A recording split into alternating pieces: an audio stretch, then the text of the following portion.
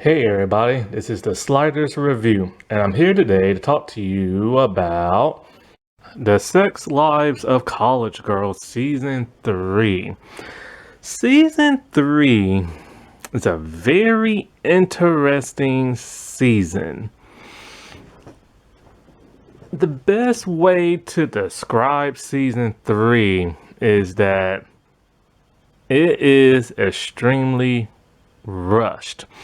If you could take the very essence of what the entity of speed, like the momentum of speed going forward and fast as possible, if you could somehow consume that into an actual element and inject it into this season, that is what you got. This season goes at a fast, high octane speed and it never slows down.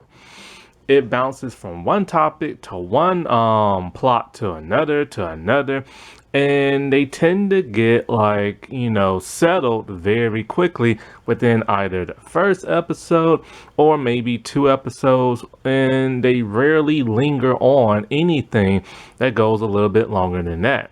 And if they do, it feels like an incoherent mess. Now, I've said it before, this is the result of the writer's strike and that of the actor's strike, and a little bit of Renee Rapp leaving. Because even though, I like this show, I think it's alright. It's a nice little fun watch. I do not think it's the most amazing show ever. I don't think it's the greatest show ever. There are some people online that seem to think this is the greatest show ever created and all this other blah blah blah blah blah stuff. And in my opinion, it's simply not. It's just a fun little watch that has a bunch of flaws in it. And one of those flaws is like the writing and the joke delivery.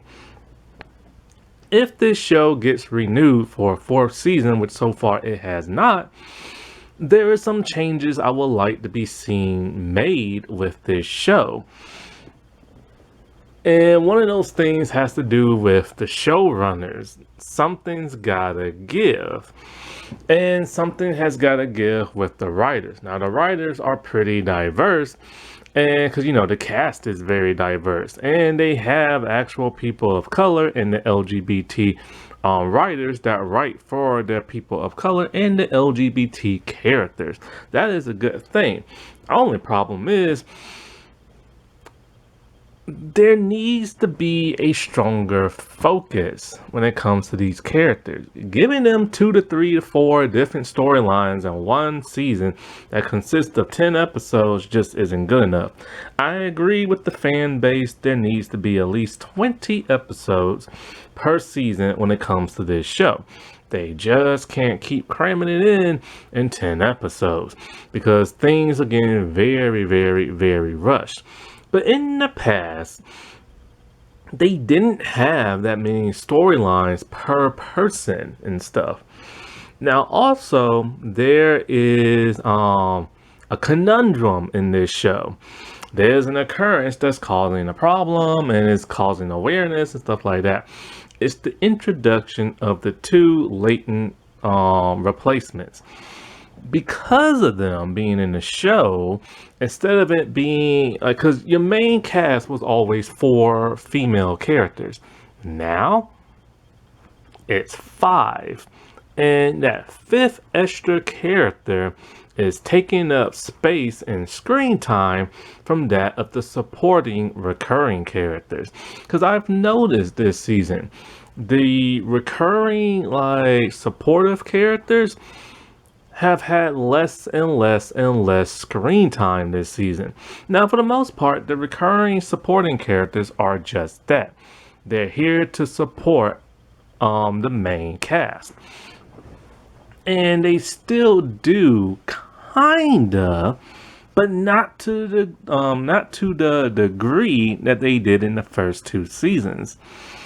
And supporting characters can be anything from like a best friend to that of a love interest, or like just a casual friend, and they've getting less and less screen time.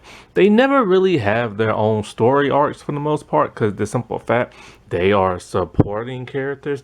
That is their job, to support. However, there's been some that had at least some tiny storylines, and most of the part, the love interest normally has like storylines and stuff like that, but they're very tiny. This season, not so much. So I'll get into that when I break everything down. I plan on breaking things down like breaking it down. I plan on breaking it down from like the showrunners, there's two, all of the writers from each season, but most importantly this season in comparison to that of the other seasons, because they've gotten a couple of new people and a few of them have not returned. But, and then I will also break down a little bit, because something that's like the fan base have started to see, something that I started to see this season, is that even though the cast is divided, and there's some pretty good diversity in the cast. You have white, you have Indian, black, paraplegic, and LGBT, and male and female. So you have a nice variety. Oh, and also a Latino actress. You have a nice variety of diversity. But something I've now noticed coming into this third season, and it had to do with Tyler's roommate, I'm starting to notice, and also especially now with Bella and Whitney, that while all the characters, the main characters that is, are not perfect, the people of color character seems to get crapped on the most on this show, either in terms of them doing horrible things or them getting less screen time. Like, I really noticed that when it came to Tyler's roommate apologizing for something she did not do. Like, why is she apologizing for? But then, you know, Bella used to be the biggest punching bag on the show, the Indian character. But then once they stopped punching on her, they started punching more on Whitney. But then Whitney was never perfect, even in the beginning of the season. And so I've noticed that, because even though the white characters are not perfect either, they find ways to like redeem themselves towards the end of the season, whereas Bella and Whitney do not. And that's kind of odd, given that the showrunner is Mindy Kaling, an Indian actress, a writer and creator, who is as dark can be, and she's darker than me, and I'm black. And so that's kind of odd. And so I'm going to touch a little bit on that, but I'm going to touch on it a heck of a lot more in the upcoming video, because there's way too much to dissect with that. And I don't want this video being overly long, because the first time I've ever talked about this show in season 1, I literally had to break that video down in at least 2 or 3 different videos, because my video ran too long. Because when I first started watching this show, there were a lot of flaws that I saw in the show that everybody was just giving a pass to, because this show likes to pit men versus women against each other and very modern Hollywood type. And so there was a lot of inappropriate stuff going on in season 1, where when the male character did something wrong that they had no business doing, they were villainized. And one even went to kind of like investigated type trial type thing. But when the females do stuff that's equally wrong, they just give a pass to. And it's like, oh, ain't nothing wrong with that. They're female, whatever. And I was just kind of like, that's odd. So I literally broke my videos down into the first one being a non-spoiler review. Then the second one, I think, was like on the character profiles, and maybe if I made a third one, it must have been on the Bella character solely, because my God, Bella was a handful in the first 2 seasons. Thankfully, they have fixed her to a certain degree. And like, you know, it's like crazy. I'm also gonna get into like the fan service of it all because there are two characters that was rewritten for this show in the third season because fans were not happy with how they was portrayed in the last two seasons. Once they stopped punching on those characters, then they went to Whitney, and Whitney is starting to piss off a lot of people in the fan base, especially that of black viewers and stuff. It's because, it's like, because a lot of things, because, like, it's weird. This season, she's giving so many plot threads that it's, like, insane. You know what I'm saying? And it's just like, you can spread some of those plots around. You don't have to give it all to one person. You know what I'm saying? Especially the person of color. And so, like, I'm also going to get in a little bit into, like, the two latent replacements, because it's just like, if this show gets renewed for a fourth season, something's gotta give. One of those two needs to leave because there's no point in having two Laytons on the show and neither one of them are Layton because it just doesn't make no sense. One is like a little bit like her, like 1/4 of her, while the other one is the rest of the 3/4 and everything. And it's just like, so they might as well have kept the one that actually looks like her and acts like her and all this other stuff. And because, the thing about this show is like this. I like this show, but I will still complain about it. I am not a fanboy. I am not a stan. I call things how it is because I feel like there's always room for improvement because this could have been one of the greatest shows of the modern era. You know what I'm saying? Like, it could have been. This could have been one of those legendary shows you hear about in the past that was ahead of its time, like the WB's Popular, that got canceled after 2 seasons because people just weren't used to the norm of all the topics they was talking about. And that was really, really serious. Now, I talked about Popular before. Go watch that video. Because if you never heard about it, that was literally a show created by Ryan Murphy that was ahead of its time about a group of high school students that are all white. And the show touched on a lot of personal topics while also being comedic. People around that time didn't want to hear about that stuff.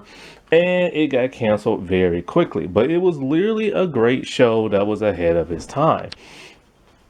Although it got a little too wacky in the second season. But, like, this show could be that. Because this show does have a fan base. It's mostly female, but there are also men too.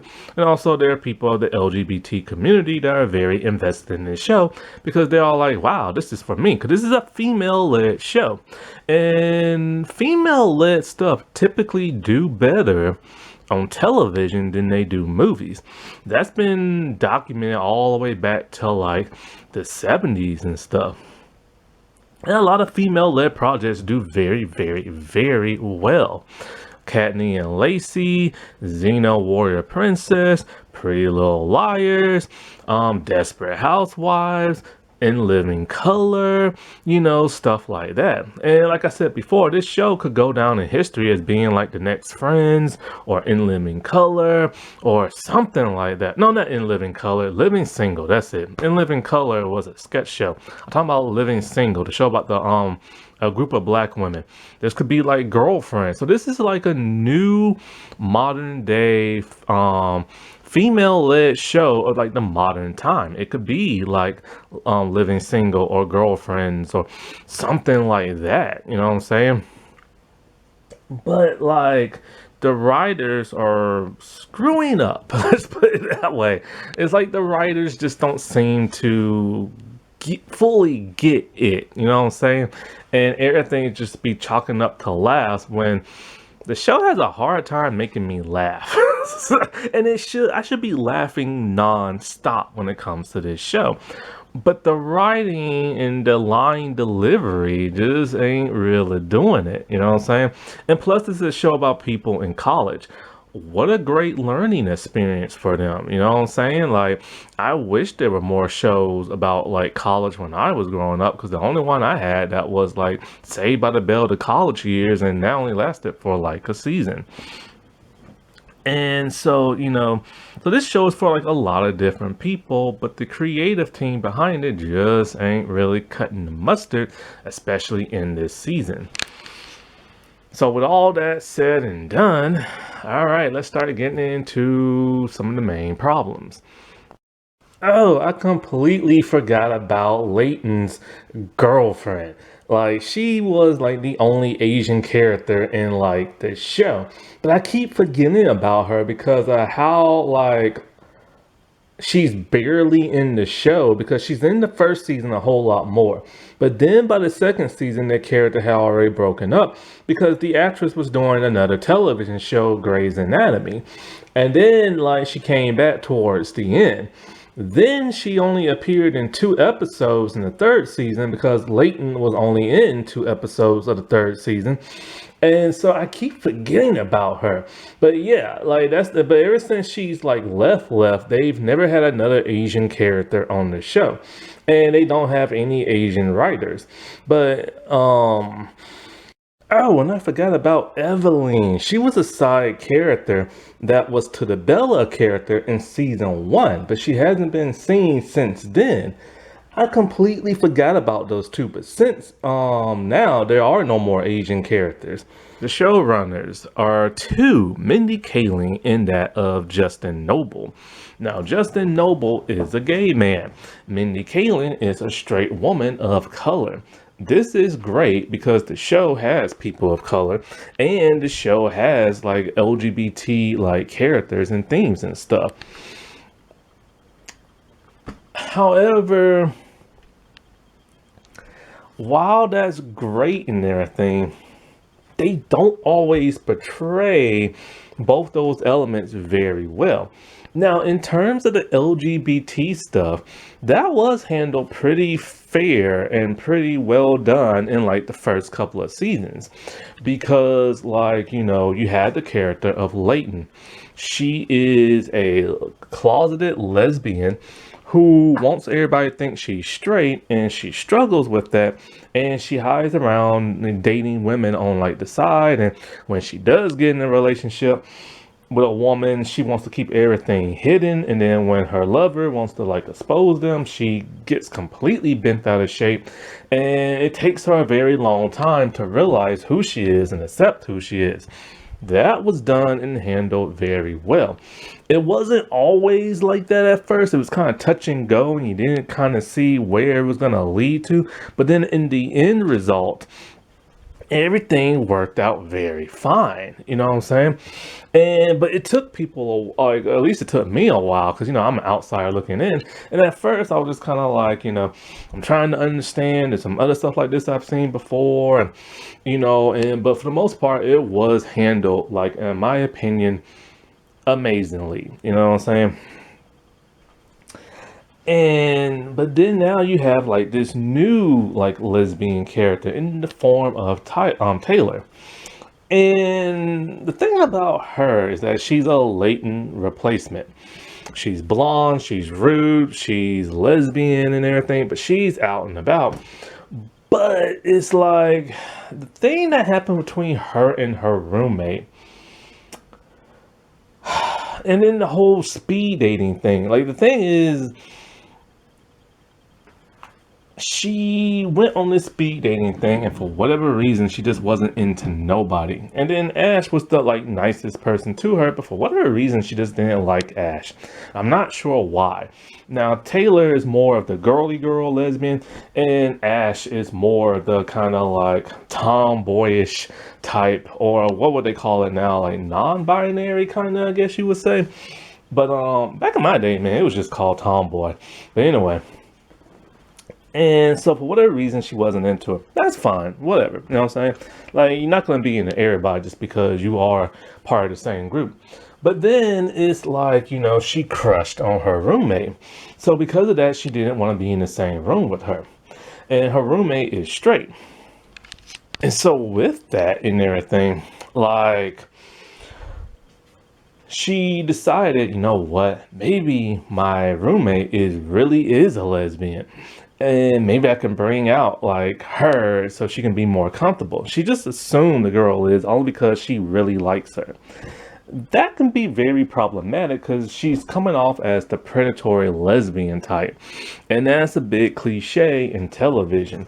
Every time you normally see a lesbian, they are the predator type. And so this is how now she's acting. She's gonna try to convince a straight girl to be lesbian. And so she invited her to this LGBT coming out party. And well, it wasn't really coming out. It was, I think, what's it called? Transition party or something like that. But they were trying to gather money for this person to, like, you know, have surgery and stuff. And so she thinks, okay, if I invite her to this party and she says yes, then maybe she really is a lesbian. But then she sees her roommate dancing, having fun, drinking. And so when they're dancing together, she decides just to plant one on her and kiss her. Her roommate backs off, and you're expecting to see fireworks, you know what I'm saying? Be like, yo, I ain't like that, and stuff like that. But instead, her roommate, because that's more realistic thing, you know what I'm saying? But her roommate more like, oh, I'm so sorry. I hope I didn't give you the impression that I was like a lesbian, and it's my fault. I'm sorry. Why is she apologizing? Why is she apologizing for? She did nothing wrong. This is all on Taylor. So, of course, Taylor runs off, and then they recreate this whole Leighton scene where Leighton's girlfriend protected her against a couple of like homophobic guys and everything.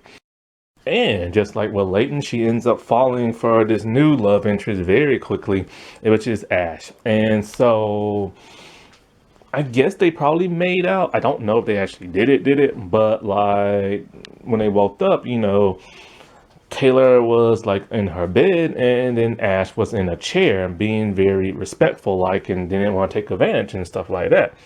And so now this is causing Taylor to like Ash a lot more because this whole heroic thing. But the thing is she really into her? Like, you know what I'm saying? Because she really wasn't. It was just she came to like a damsel distress and everything, you know? And so it's kind of like I wish they wouldn't try to retread what Leighton and her girlfriend did with the whole saving thing. And I wish they would kind of give a consequence to that of Taylor trying to make her straight roommate into like a lesbian. Because she said that she believes that deep down inside she's a lesbian and everything. But there was never no indication of that because of the simple fact we never really saw her roommate on screen. And when we did, it's always very brief. And why make the woman of color have to apologize to the white woman? Like, I don't like that at all. I hate that and everything. And so they're kind of doing like this whole Bella Whitney thing to where when they mess up, it's like, we'll just give you a pass and everything, you know. But if it was like a male doing this, you would have been hearing about that on the show. And speaking of making a woman of color apologizing to a white woman, so like even though I think Justin does a pretty good job with like LGBT representation, like it's not perfect, you know what I'm saying? Like there are some characters that are LGBT that kind of get forgotten about, but that's only because they're kind of like guest appearances. Like, you know, Leighton's girlfriend's like group of friends and everything, who eventually become like Leighton's friends. Like I think they kind of disappear by the second season. And of course, that's because Leighton's girlfriend isn't there because she's in another show. But then they reappear in the third season, so far only on one episode, very, very briefly. But when they was introduced in season one, they were like some of the like strangest outcast type people you'll ever see. and who didn't feel fully like real and everything to me. Like they went to like, they were just like, one girl was like very awkward and wouldn't take off her coat because she thought if she took off her coat, she'll get assaulted by like a guy or something like that. And it's meant to be funny, but it just comes off as cringy, you know what I'm saying? Then there is this other character, and I can't remember this person's name at all.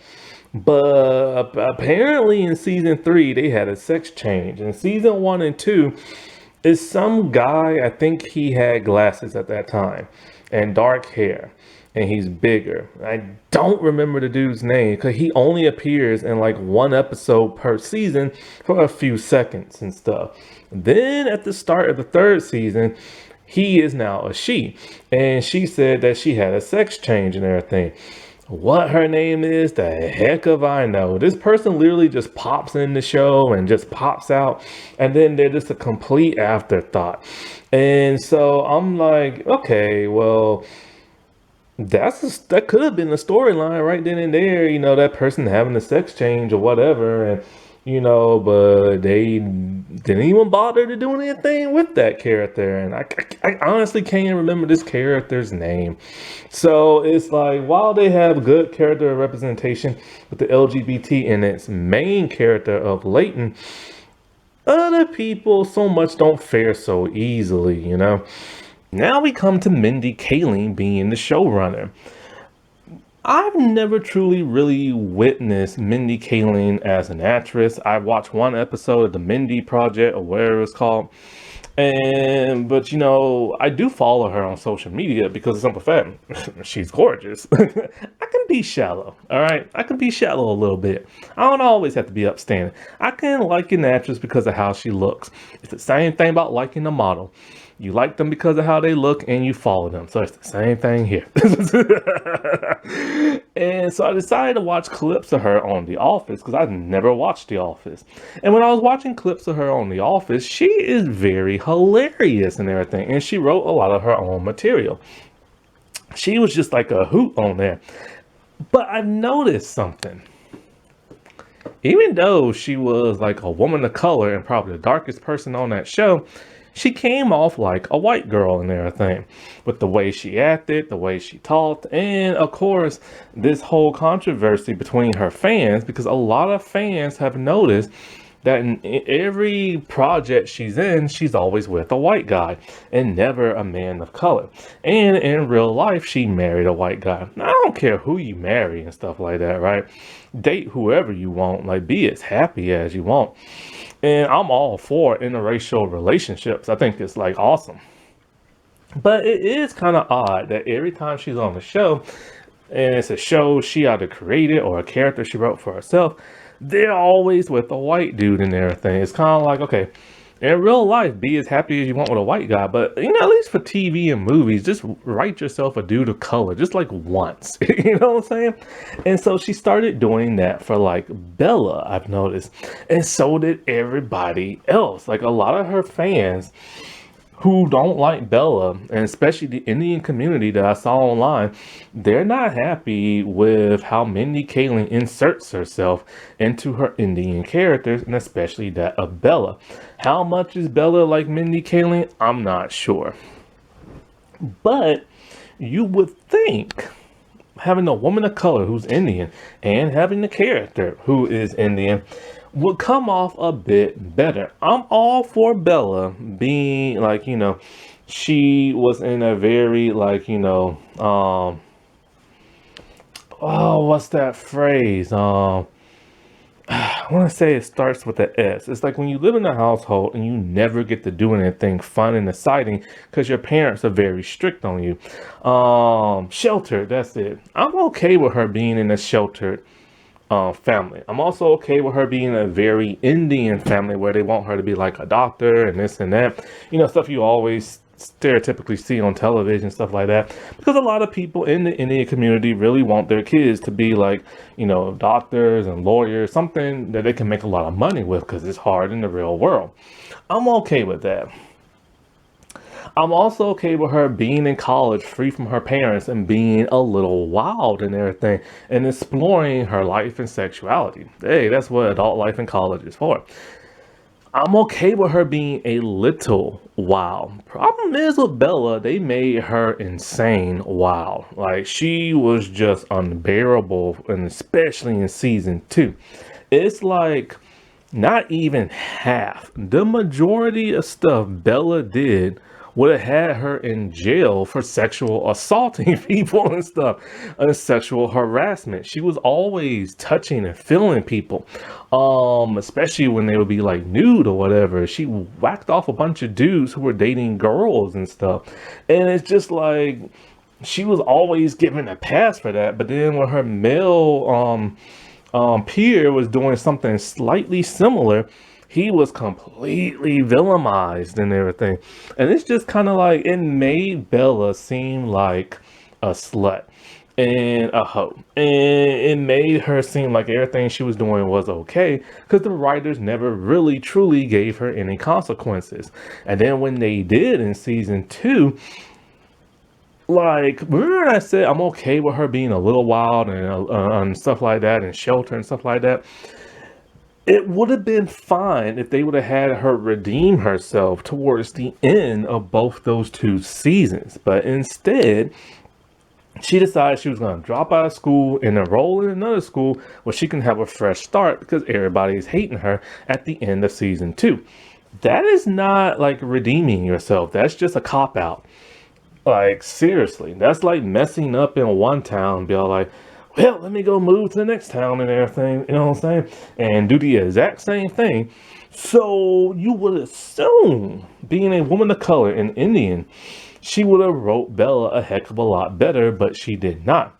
Because of fan backlash, this now caused them to change the Bella character in season 3 for a whole lot better.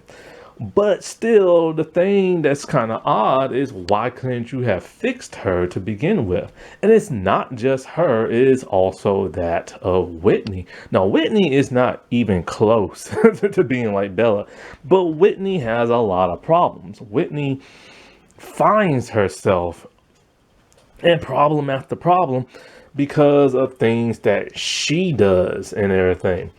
And I'll get into her a little bit later. So it's kind of like when it comes to these 2 showrunners, they either need to figure their stuff out and fix their mistakes when they come into certain characters on this show, or one of them needs to leave and they need to hire somebody else who can understand how to write these characters a bit better, or at least the direction of where they're gonna go.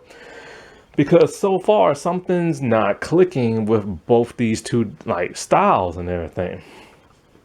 I would be more happy if they keep Noble than they do Mindy and everything, because at least he understands the LGBT characters a whole lot better than Mindy understands people of color characters and stuff.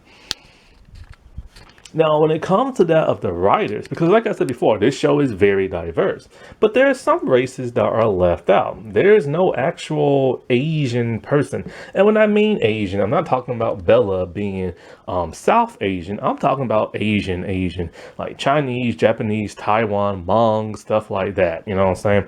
There's nobody like that on this show. Instead of the 2 latent replacements, they could have made one Asian. They don't have no Italian people, no Native American people. But, you know, this show is pretty diverse as it is. You don't need every race on there, but I'm surprised there are no Asian people. But when it comes to the writing staff, they mimic the people that own the show in terms of color. Now, in terms of the writing, because this is an all-female show, of course, it's going to have more female writers, you know what I'm saying? And this is like the first season writers and stuff.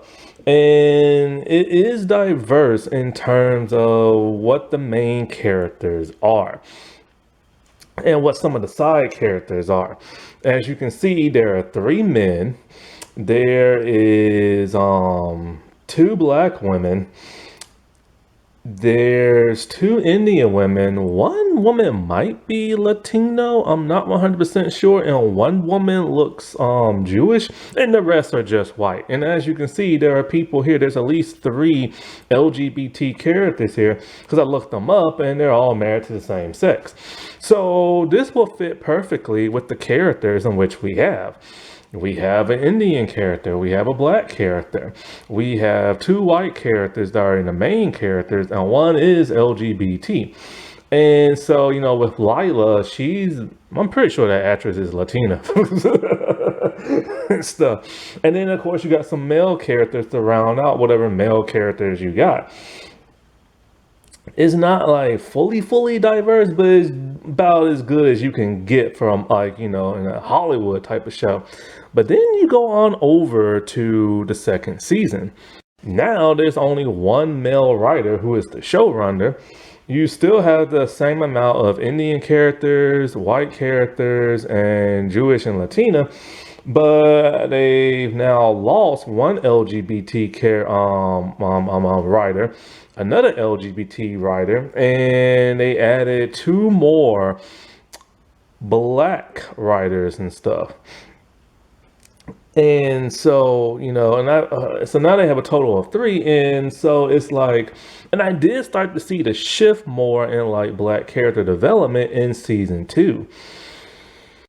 Season 3, you pretty much have like the same people, but they lost one of their black writers and kept the other two. They added now a male writer, and pretty much everybody else is like exactly the same. And so it does make you like wonder the loss of some of those writers in season 1 and season 2, why the show feels slightly different in season 3. It always has to do with the writers, because, you know, if these are the main people, then it should feel exactly the same, but there's something missing this season. I just don't know exactly what it is. And so in season 3, we lost one of our main characters and almost nearly everybody's favorite character, Leighton, played by Renee Rapp. Like, as soon as the third season was announced, Renee was all like, yo, I'm out. And it's like, what the heck? Because they were setting up certain storylines for certain characters. Nothing really major with her character for the most part, but like this had to throw in a huge monkey wrench, because they had to figure out, okay, what are we going to do? You know, like, we're losing one of our main characters, and this main character has a huge story arc that's been well received by the fandom. And Renee Rapp popularity is growing because of, one, this show, her very first on-screen gig, and then of course she was in Mean Girls the musical, which I still don't like, and some other people don't like, but a lot of people loved it enough for her. And ever since she said she was gonna leave, people have been like, yo, they literally don't even want to watch the show no more because she's gone, because she was one of their favorite characters. And there's other people saying, yo, she ain't like the queen of the universe or anything, like, get over it and stuff. So there's some people who could care less if she's gone, and there are other people who are like upset about it. And I went into depth about this. I feel it was very unprofessional, because she started off in theater. This show made her like a household name. And then once her popularity started to grow, she just up and left. So I hope it was a good decision. But like, apparently from what I read, she has a bit of anxiety when it came to acting. Since this was her very first acting gig, she thought she was terrible in the first season, thought she did this wrong and that wrong and other stuff wrong.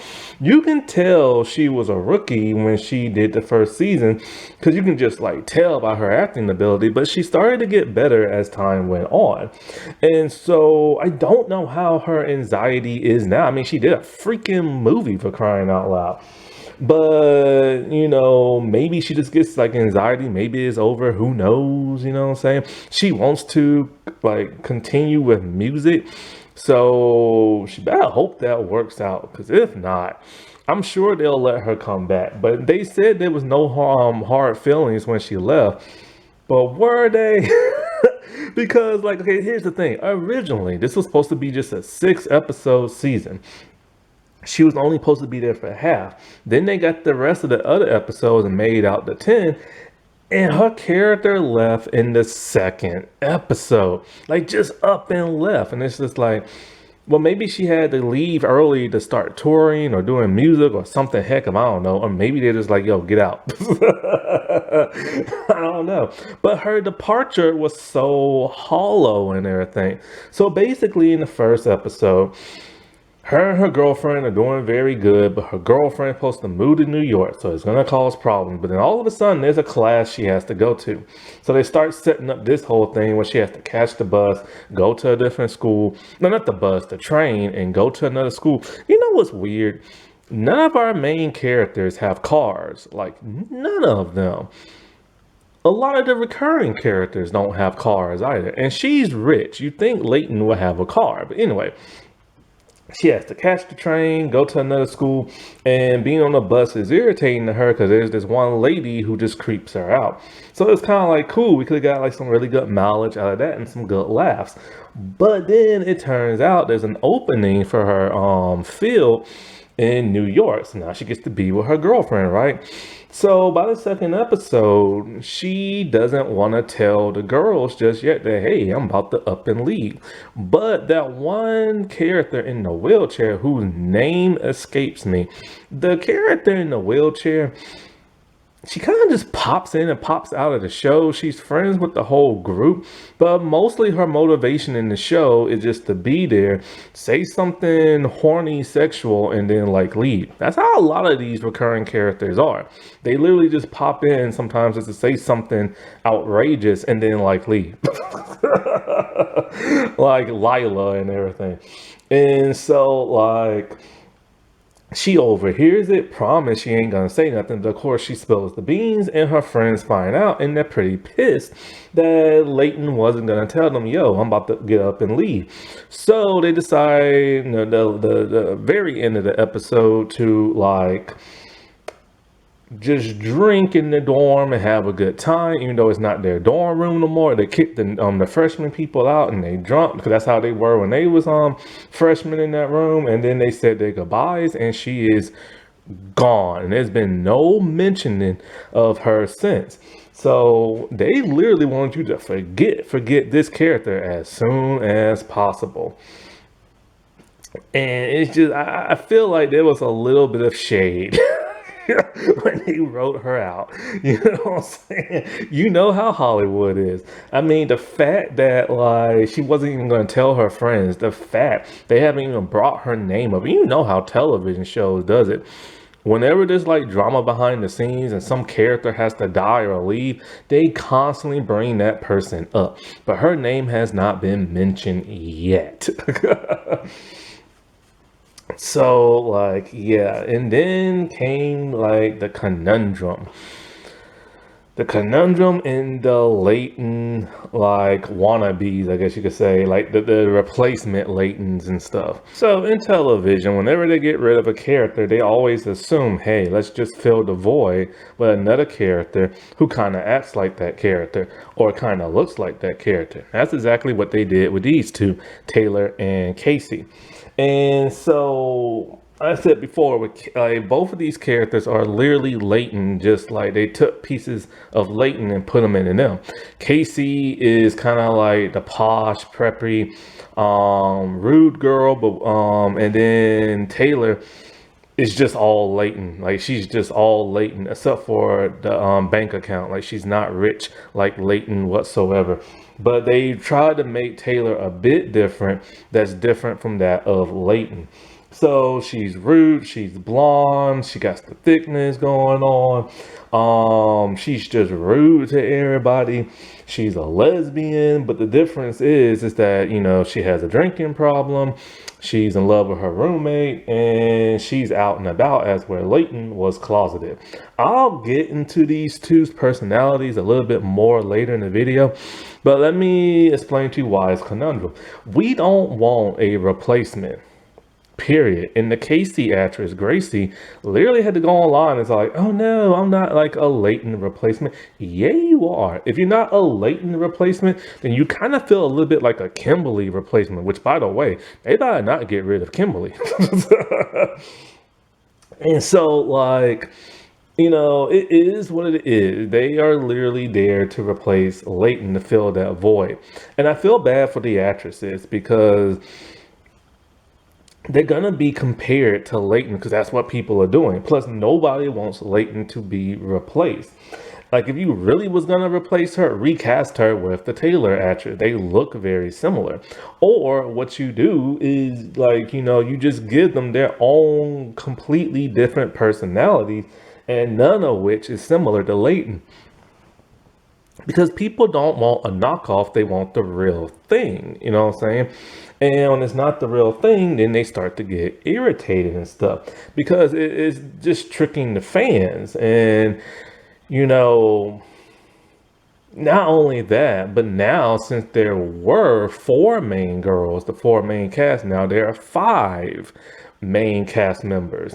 And because of this extra fifth, it reduces the time in the screen time or of the recurring supporting characters and stuff. See, the supporting characters from the majority of say, season 2 and 3, I know better screw season 2 and season 3. The recurring supporting characters of season 3 are like four-ish, I'll say five from like season 1 and 2 and the new love interest.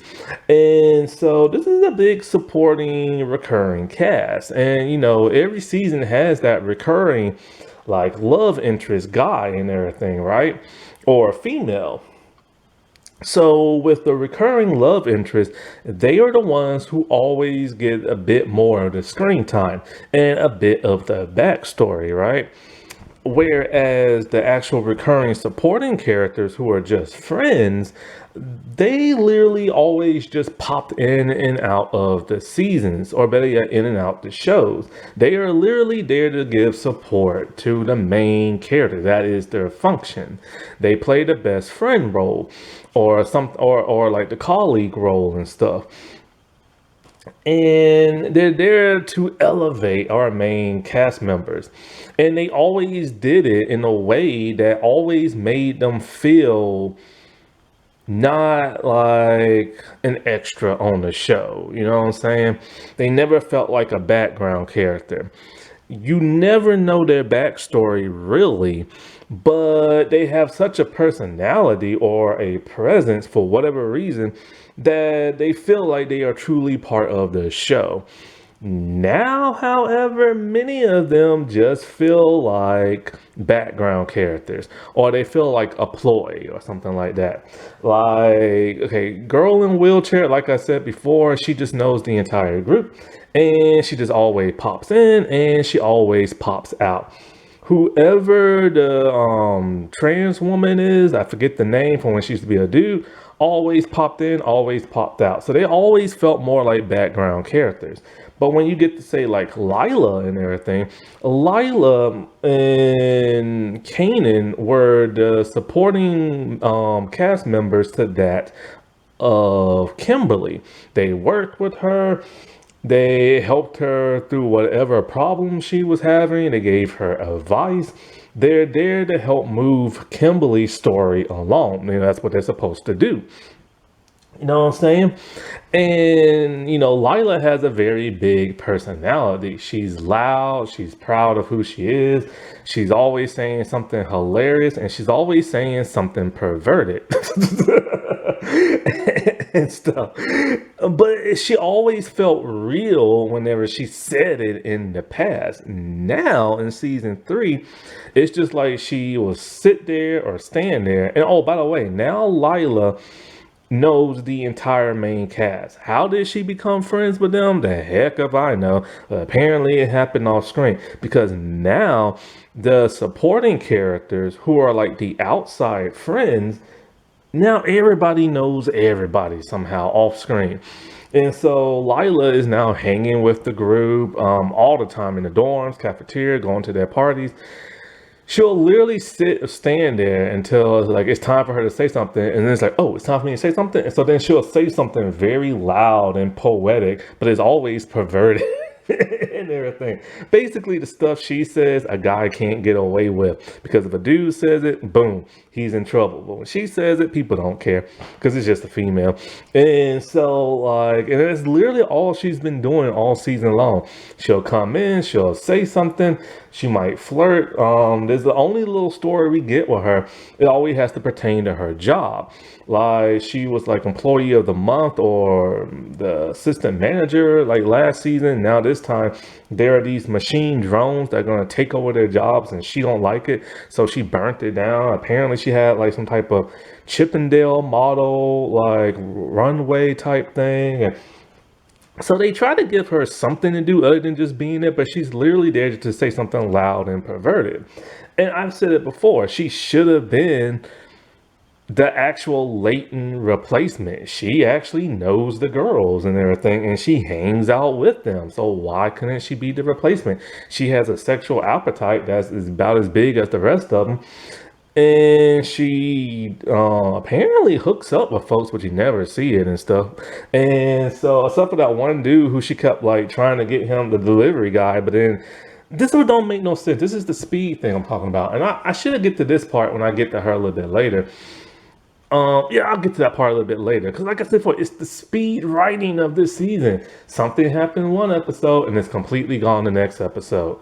But I'll tell you when I get to her. Kanan is another one. He's the supporting character of Kimberly. They're friends. They work together. She's awkward around black people because she's not used to being around like people of color or people of different sexuality because she came from a small town. He's kind of there like to help her in that way, kind of in a way. They started to like, you know, hook up at the end of season 2 because they was like, you can tell they was into each other. So the writers were going that way. Until fans saw what happened, and they're like, oh, we ain't having this.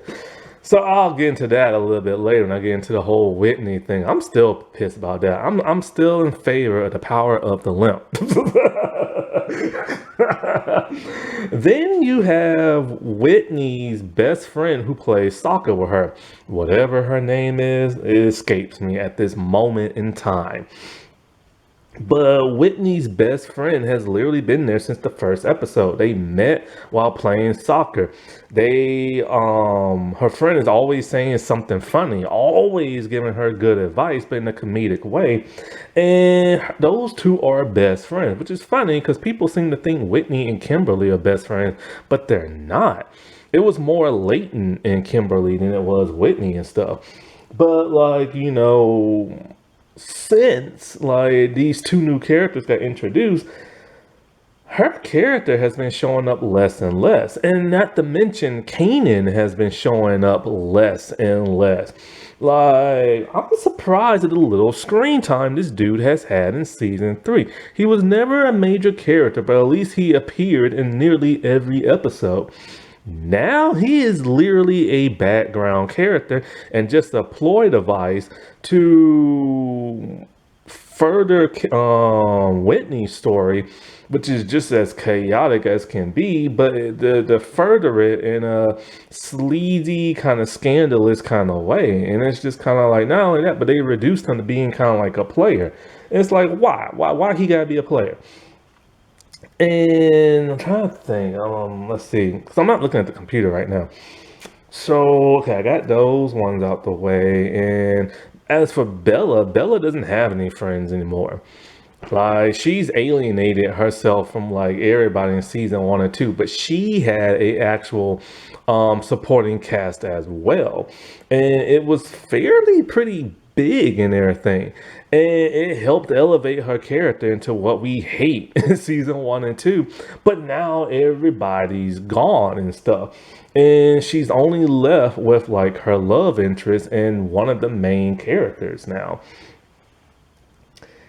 And oh, there's the other girl. Lord, I can't remember these people's names. The other black girl who is friends with Whitney, in part Whitney and Kanan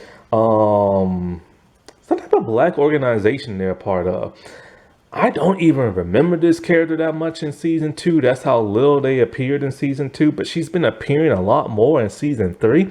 And she apparently knows the entire group. And her and Casey are hanging out like they're best buds in one scene. And I'm just kind of like, when did you make friends with everybody? I don't remember that. But, she's there. She's been appearing, she's been hanging with the group and everything. And so it's like, I don't remember her name. There's never no real backstory with none of those supporting characters. And, because that's the whole thing. They're not there to have like this big story arc. It'll be nice if they did, but they don't. They're just there to elevate our characters, but it's like they're being shown less and less and fighting for screen time because now there's 2 extra characters on top of that of 3 new love interests. Well, I should say 2 now because 1 is gone and everything. And so this is like a real big conundrum because it's like, these characters that people barely knew but liked and everything are just really aren't there anymore. And there's only like what 3 episodes left that from that of the 7th episode. Now these are all the love interests this season, and I have to say these are like, once again, they are part of not getting that much screen time because there are too many main characters now. And these like love interests are some of the most one-dimensional love interests I have ever seen this season. The ones from the other seasons had layers to them, there was like 1 to 2, like 2 to 3 layers to them. They had distinct like type of personalities. They really gave some drama to like our characters. These people are just one note and they're like barely there. And then once they're done being there, they're like gone. But that's how every season is with love interest. The love interest is there. Next season, they're not. But they always leave at the end of the season. Some of these people are leaving halfway through. Some of these people don't even appear to halfway through. Like the Ash character everybody's so crazy about. She literally didn't show up till halfway into the season and has barely been there. Like, then there's Kimberly's bisexual boyfriend, who was as boring could be. And then they broke up because he did a really stupid thing. There is like, Bella's boyfriend who, what the heck happened exactly with his like original girlfriend who we never really got to see. And that was sped up. And then it's to the point where he is too nice. Then, you got Whitney and her boyfriend, and it's just kind of like, even he is one note, but you don't really get why exactly she dislikes him at first, because Whitney is so off this season. And, it's just one thing after another, and none of these characters are giving us any good dramatic, like, juice to sink our teeth into, because they're just kind of all lame and boring. It's like the cat, and it's not only that, but their presence on the show is boring. It's just sometimes they feel like dead wood, like dead wood that just be out in the yard, just like drying and rotting out. That's kind of how their personalities are. They're all just kind of boring. None of them have any kind of edge to them. No, like real fire to them. Whitney's boyfriend has a little fire from when he gets jealous of Kanan, but that's about it. You know what's weird? A show that's called The Sex Lives of College Girls. This season, there sure isn't a whole lot of clickety-clacking going on. I remember the first 2 seasons, you used to see them get busy, and you would see them get nude, and it is nothing like that no more. Now it's just like Whitney keeps her clothes on. Bella and Kimberly are like in bras, and that's it. And yeah, 3 of them did it. But like, it was very brief and not like it was back in the day. And that's kind of odd. Like, why give it that title, then skim away from that? Was people like offended by that or something? I do wonder, because there's not much of that going on. And have you ever noticed that in this show, like, they never talk about practicing safe sex, and you never hear nobody say, "Oops, I think I might be pregnant." Like, they're adults and they're constantly doing it. You never hear nobody say that. Like, that's very realistic. You know what I'm saying? But who knows? Maybe people got offended by that and just didn't want to see it. Because I remember years, about 3 years ago, before this show came out, there were like a group of women on Reddit complaining about the trailer, talking about, oh, here's another sleazy show about a group of women who are sexually exploited by a group of horny straight men writers. Well, you saw the pictures of the writer and the showrunner that I showed you. It's mostly female, and like I think two of the men are like gay, and the showrunner's gay. So they're jumping to conclusions before the show even came out. It reminds me of Insatiable on Netflix. The trailer came out and people of like, the big overweight community was pissed off before they actually saw the show. Then when you watch the show, you realize, hey, it's not even making fun of them. And, it's just one of those things where people kind of like jump to conclusions and stuff. Lila is Dominican Republic. So I knew she was Hispanic, but I mean Latina, but I didn't know how. And Dominican Republic people have like black in them. So they're kind of like Afro-Latinas and stuff. And the thing about Lila, she has a very strong, bold personality. She always like, she has no filter. She says exactly what's on her mind, and she doesn't care if she offends you. She doesn't care if she insults you. That's just how she is. She is closest with that of Kimberly. She is Kimberly's confidant, to where she will always give advice to Kimberly, no matter how blunt it is and stuff. Because she is like the side character to that of Kimberly. And so we really don't know much about her.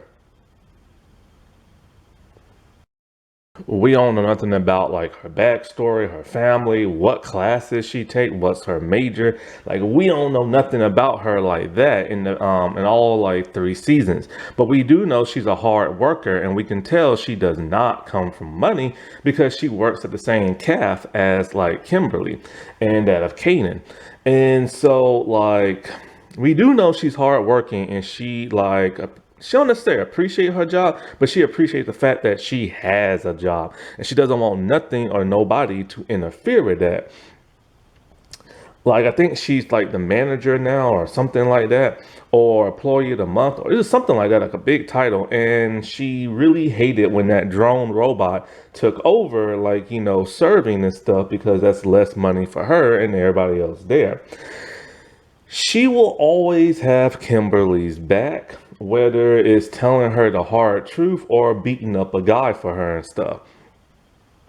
Like in that one episode where Kimberly sent that new pic, and the guy didn't want to delete it from his phone. Not Kimberly, but Lila literally told her, "Hey, look, just because he said he deleted it doesn't mean he has backups." And then she also gave her advice about the whole Kanan situation, talking about how like, this literally ruined your friendship with Whitney, and nothing good will ever come of that because you're dating your like friend's ex, and that will never work out. And it's the honest to God truth. Things like that never work out.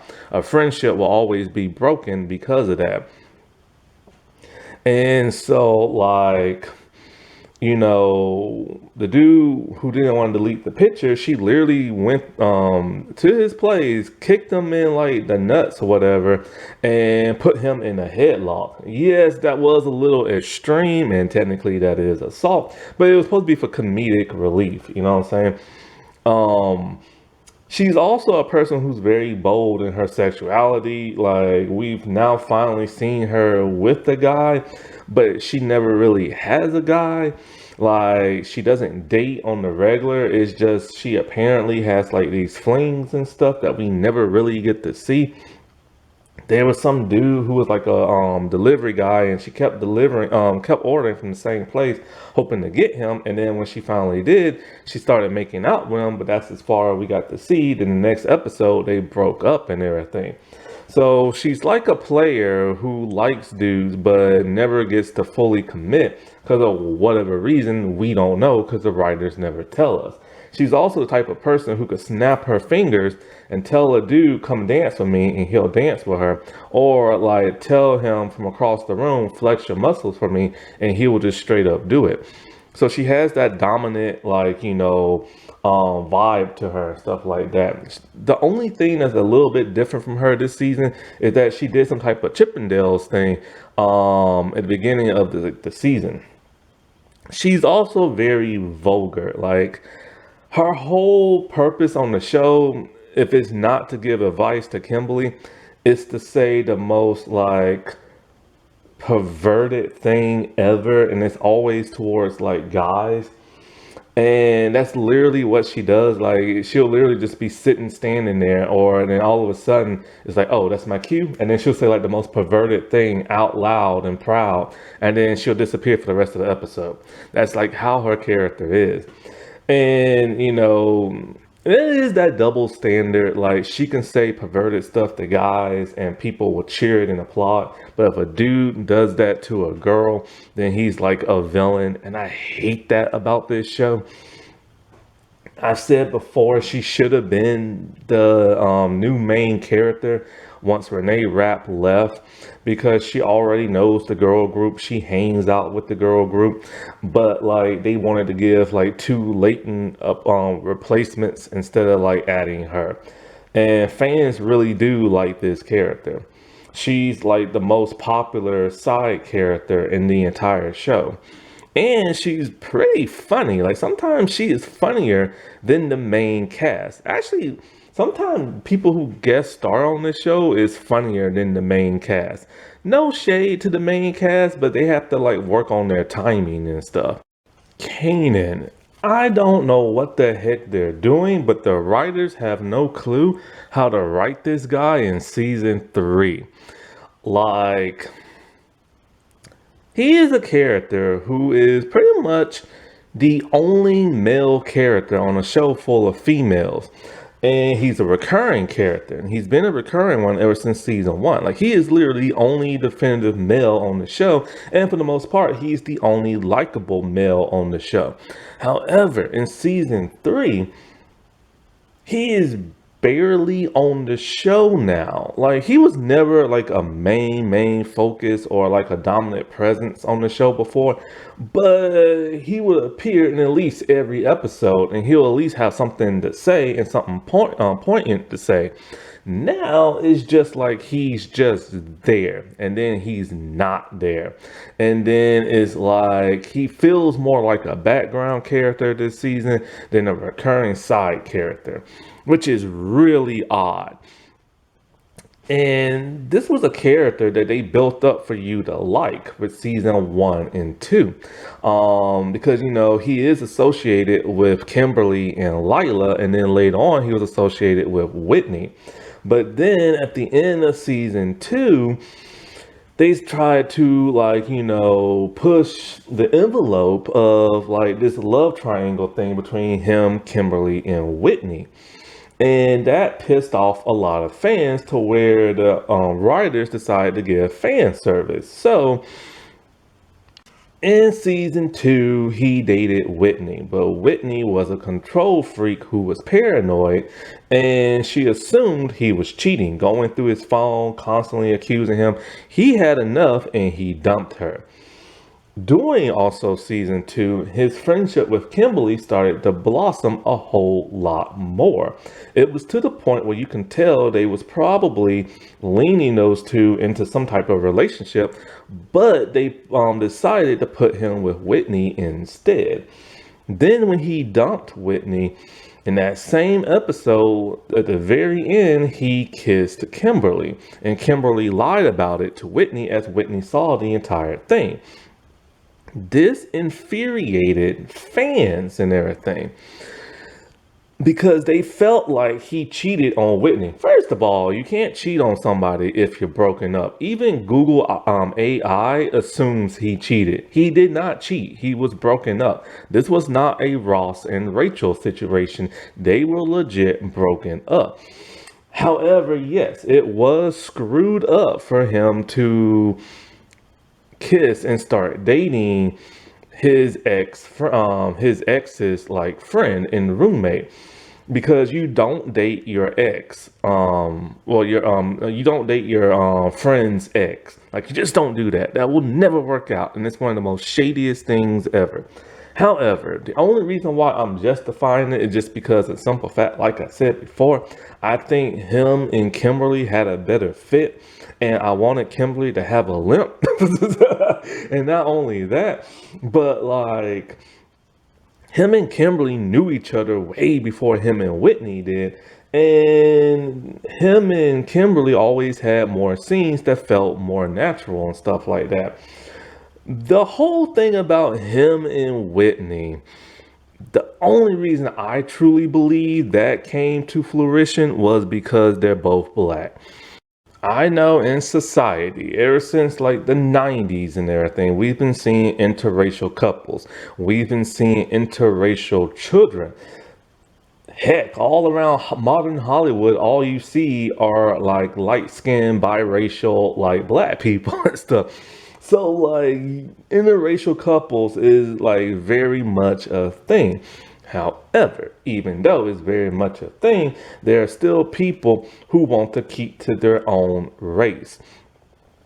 It doesn't matter what race they are. Like, mostly it's white men who want people to stay in their own race, and it's black women who want people to stay in their own race. And a lot of black women really, really, really hate it when a black guy is with a non-black woman. But more importantly, a lot of black women really hate it when a black guy is with a white woman. They just go irate. Unless they're a black woman who's dating a white man. Look, it's the truth, all right? It is literally the truth. Like, that's been going on like forever, you know what I'm saying? Like, they really hate seeing that. And so it was even Denzel Washington. He had a movie with Julia Roberts, and he was supposed to kiss her character. And he literally told the director he ain't doing that because he said he doesn't feel like disrespecting black women. Dude, Julia Roberts is one of the finest women with the best lips in Hollywood.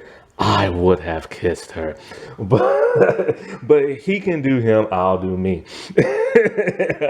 But like, he said that, he said literally he feel like black women are being disrespected. So this is a legit thing where, you know, there is division about this topic and stuff. And so because of that, the only black writers on the show are black female. There was like 3, I think I said, in season 2, and there's like 2 now. And so like, when it comes to the black characters, I guess they felt, hey, look, since they're both black, let's put them together. It's kind of like this whole Bella situation now with Amon, like, or Amir. I can't remember what his name is at this exact moment, but like, she's Indian, he's Indian, so they got those two together because the Indian community, I remember seeing online, like on like Reddit and Twitter and YouTube, they hate seeing Bella with a white guy because of the whole Mindy Kaling situation. Anyway, so like, so yeah, it's a pretty good assumption that literally the only reason why Whitney and Kanan got together is because they're both black. And so like, because those two don't have really no chemistry, if you ever stop and think about it, like their classes seem, oh, actually we don't even know what classes he take, but like he doesn't seem to even remotely take the same type of classes she does. They don't really do like the same type of stuff. They never interacted before. They only interacted together because they was in like a black group. And so like literally like they had no scenes before really and truly until like season 2, because she was with like other guys before that. And also because Whitney, the two guys she dated in the past were both white. And so that must have irked the black community at some point. So they put her with Kanan. And so when they saw that he dumped her and then went for a white girl, they was furious online. Like you can read some of the posts and stuff like that, you know. Like they were not happy. So after some complaints and everything and fan service, they decided to break up Kanan and Kimberly at the beginning of season 3. They've never even like slept together or nothing like that. And they made it to the point where it was so awkward for both of them, they decided it just was never gonna work.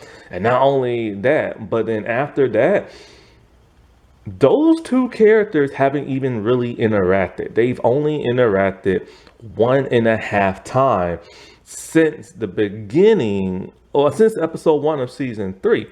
Cause like Kanan and Kimberly, they have not interacted that much. They stood next to each other while at work talking to Lila, but he literally didn't even say nothing. And then when he finally did say something, it was very brief. Then in that like boyfriend test type thing, this is what was so shocking about that whole thing.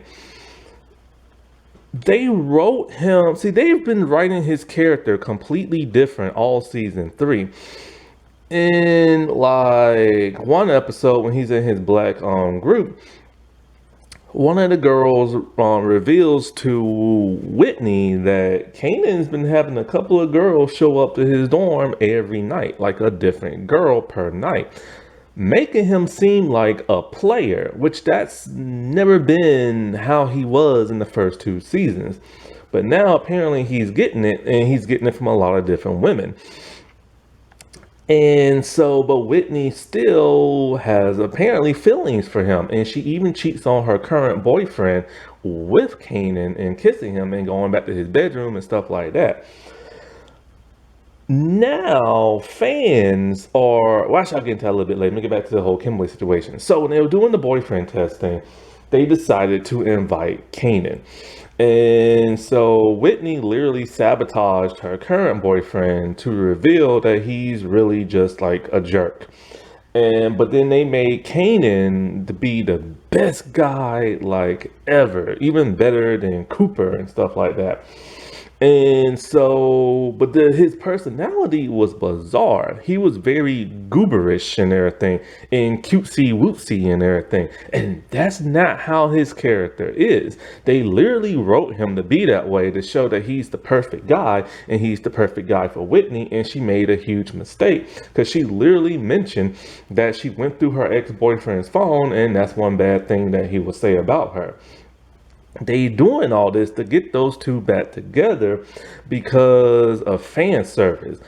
Problem is, now the very same fans that complained about it don't want to see those two back together.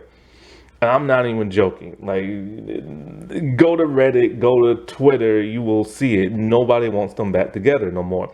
Because now, still, the black women are pissed that he dumped her and went with a white girl afterwards. So now they feel betrayed. They feel Whitney's been betrayed. And they don't want to see those two back together. Plus, they like Isaiah a little bit more. And so it's kind of like, well, y'all wanted them back together. Now y'all don't. Make up your minds, because the writers don't know what to do with these people. But back to the whole boyfriend test thing. The entire time he was in that room, he never spoke to Kimberly. Kimberly never spoke to him. They never waved at each other. Nothing. And then when Kimberly kept seeing how great Kanan was, I thought she would be a little jealous and want him back, but she played it off like she's never met him before. And he played it off like he never met her before. And I'm just kind of like, and then she's kind of like, oh, Whitney, he's so great for you. I'm like, well, hold up, dude. You dated him all summer. You probably dated him a heck of a lot longer than Whitney did, because Whitney didn't start dating him till after she dumped that other dude in season 2. It's like Kimberly and Kanan never existed. And that is how the writers made it to be, just to make some fans happy. It's like they did a hard reset on that. The writing is so incompetent this season. And then to add matters worse, the American version gave him fake CGI abs. Those abs have yes now been confirmed to be fake. I think they've re-added the real footage back in and got rid of the CGI abs. And even the actor posted on his Instagram the real footage of him in his normal looking stomach and not that of the fake CGI abs. Still to this day, nobody knows why they did that. I guess it's to make him look better than Isaiah and everything. But if I was the actor, I would be pretty like pissed off that they thought, hey, I don't look good enough for you. Like y'all had to do this to my stomach and everything. They literally have nothing for this guy this entire season. I mean, nothing. Casey, one of our latent replacements. And so, for the most part, the fandom don't really seem to like this character. And it's because of, like, the personality in which they gave her. First, she starts off very, very rude to all the characters. And of course, if you like these characters, then you don't want to see nobody be rude to them for no apparent reason. But when she's rude to them, it's in a very cutesy, wootsy kind of way. Like, she loves the color pink. And it's like, but then she starts to lighten up and be nice to them. It's later revealed that, you know, she is a virgin, and her boyfriend, who has been going to that campus, apparently has been cheating on her. This is literally a recycled storyline from Kimberly when Kimberly's boyfriend came to visit her in the first season, and it turns out he's been cheating on her. Literally a recycled storyline. But then they finally decided to give her an actual real storyline. But what exactly is it? At first, I thought it was going to be like the whole theater thing and her not getting a part because of whatever reason. But they decided to write her so gifted in terms of singing and acting that she automatically got the role, and people voted for her to get the role, even though we never really saw her get the fight to get the role. And her side character, that teacher, what was the point in bringing in an actual famous actress to play that role if she's barely gonna be in that season? And so we thought she was gonna butt heads with like the theater lady, but not really, because the theater lady's never really there. So it's kind of like, okay, that storyline has completely faded away. But then they brought up two different storylines. One, her being a virgin, and two, her like having like, she's very self-conscious of the way she looks. And so when it comes to the whole her being a virgin thing, she meets a new guy named Cooper, and she does the whole debate thing if she should do it or not, but we really don't really truly get to see her do it because the writers don't know how to write drama to save their lives and everything. So it would have been nice to see her truly, you know, weigh the cons and the pros of giving up and not being married, because like, why exactly is she a virgin? Is it because of a religious thing? Is it the way she's been taught? We don't know, because the writers this season don't never want to tell us nothing. Like with Bella, we see why Bella is as wild and crazy as she is with sex, is because her parents are extremely uptight. We saw that in the first season, and you know, that explained a lot. Here, we don't know why. And you know, and her mom looks like she's been around, like, you know, the corner a couple of times. So we don't know why she's a virgin. But they should have had her weigh the pros and cons of it, other than just being like, he's cute, he's a nice guy, let me just do it. So whatever, they try to do it, and she ruins it because apparently she has a Disney Channel like fetish. And so her room she decorated her room to look like a little girl princess room, the music, the vibe. And so it's kind of like, oh, okay, that should have been something we should have known about her since the beginning of the season, but we didn't because the writers are very incompetent. So instead of trying to have people like advise her, hey, you might not want to do that, or like her and him have like a big argument about why that creeped him out, they just decided to make him the perfect guy and be all like, it was a little bit much, and she's like, oh, okay, I can take it down. But she learned her lesson without really learning her lesson. But anyway, then there's this whole like her and her appearance. This right here really should have been the biggest main storyline with her. The theater thing should never really been a thing. It should have been like a small, tiny thing that should have like interacted with the rest of her stuff. But this whole her not liking herself should have been the big focus, because she's a slim woman, and she's skinny and everything, but she thinks like, her mom is the one who's always like, oh, you're eating too much, or, think about how you will look in a picture and blah, blah, blah. So this causes her that when she takes a picture to alter the way she looks to make herself look slimmer. And, in the beginning, Cooper didn't even know that, you know what I'm saying? And so this really should have been a thing to where we explored a heck of a lot more in depth. And to see Cooper's like reaction about the entire thing, and it should have been him, the beat on him, and also her roommates to be all like, look, man, you're perfect as is. There's nothing wrong with you. Learn to accept the way you are. Body positivity, blah, blah, blah, blah, blah. You know what I'm saying? That should have been the main focus with her character. And the writers just, they barely bring it up. They probably brought it up 3 or 4 times in 10 episodes. And it's been brought up very teeny, tiny. And it's just like, I swear to God, this season, something happened. The writers are very incompetent. It could be the writers' strike, or it just could be them. Who knows? Now, Casey's storyline is very touching towards the end. It turns out Cooper, see, after they did it off screen, because we didn't get to see that, you think we'll get to see a virgin's first time, but this show doesn't do that no more.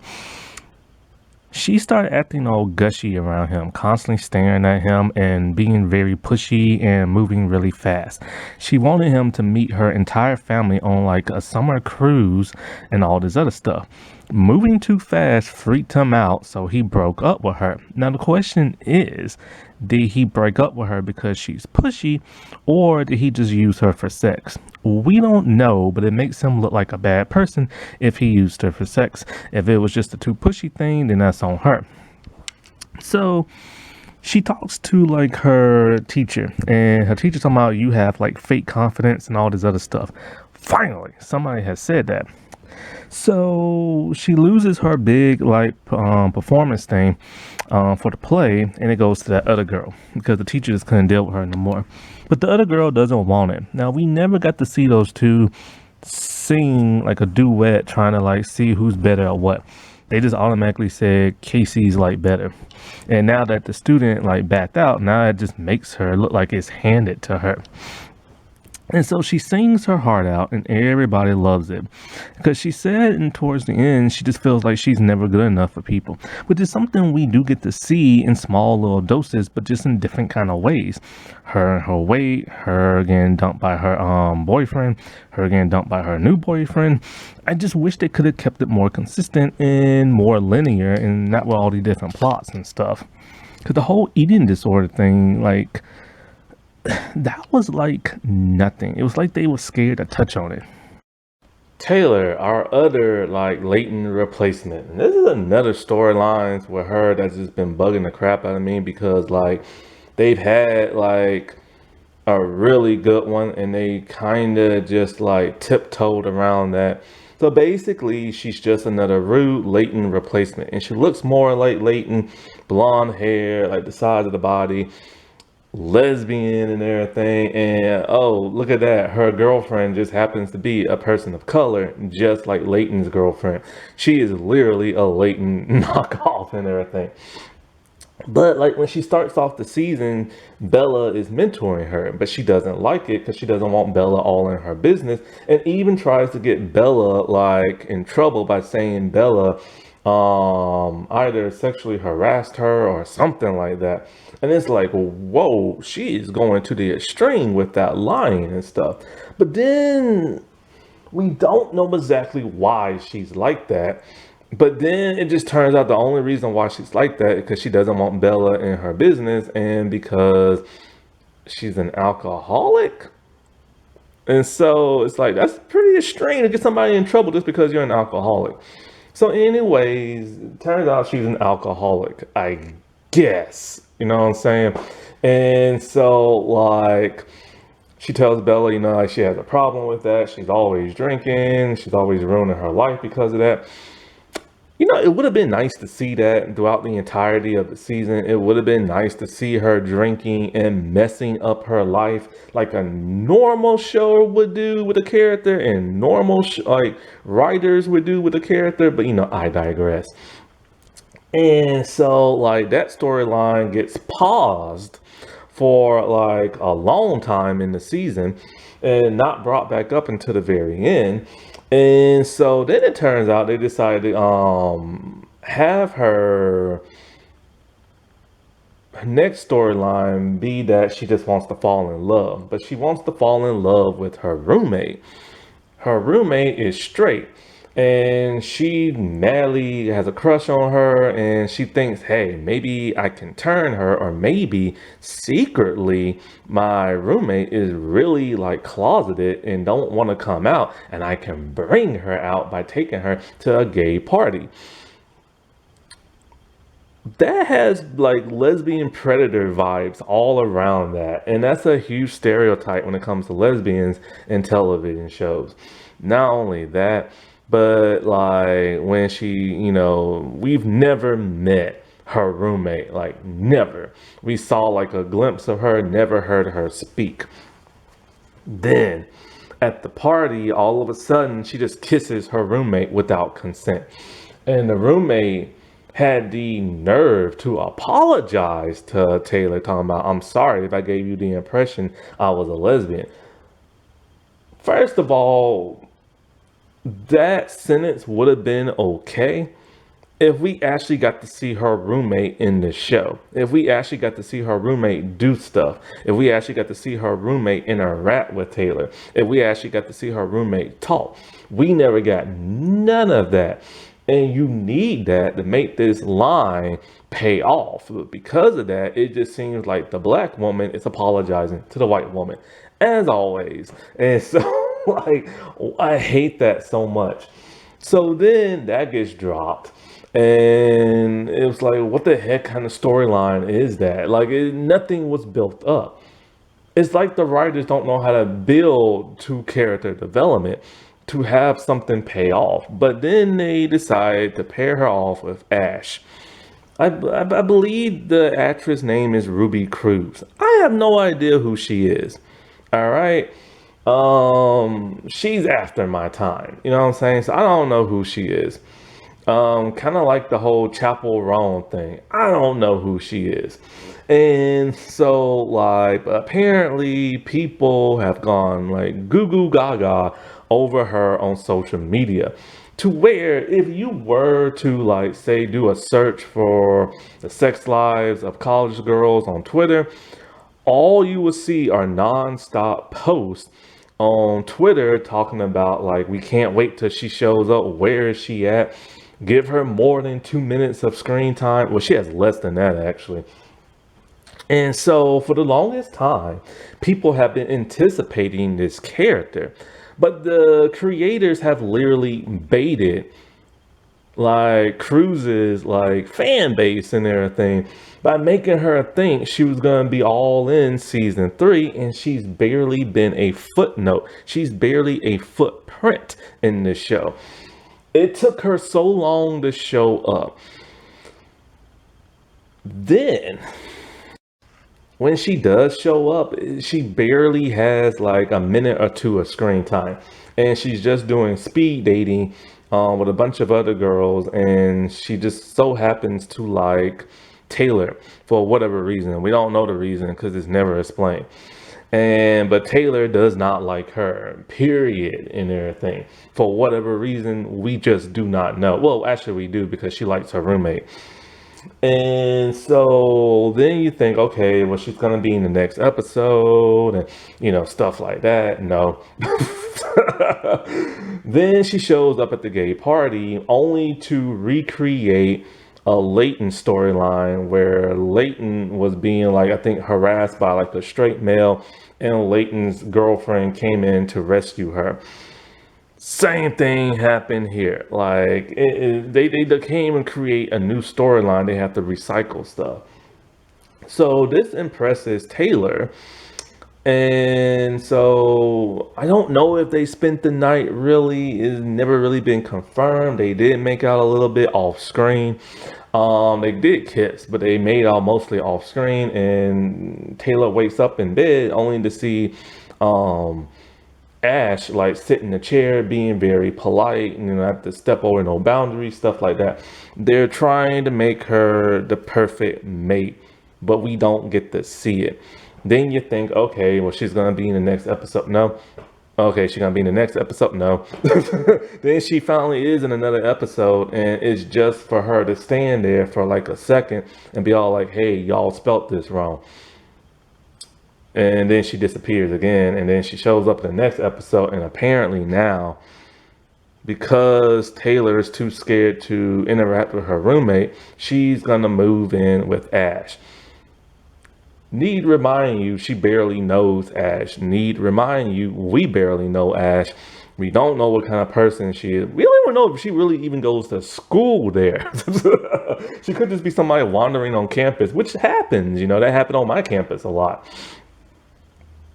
We don't know this character, and yet they're about to move in very, very soon. Now, yeah, time has passed. We don't know exactly how much time has passed, but it's very, very rushed, this whole storyline. Then she confides in Ash, talking about how like her aunt tweeted her, talking about her mom is getting married, and this is what her mom does. Her mom does this big life-changing thing and never informs her. This caused her to be depressed and go back to alcohol at the end of the episode. So when it comes to Taylor, the good thing is she didn't take no drink. That was just all for dramatic effect, to be like a little cliffhanger thing. And so pretty much she thanks Bella for like helping her out and all this other stuff. Even though Bella's supposed to be mentoring other people, we only see her mentor Taylor and this one guy in the finale. And once again, Ash is literally just there and says something for like 20 seconds and then leaves. She shows up halfway into the finale. And the finale was short. It was like 30 something minutes.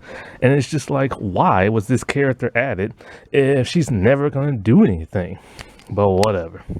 Kimberly, you can honest to God to tell that the writers had nothing for her once they had to drop that whole Kanan storyline.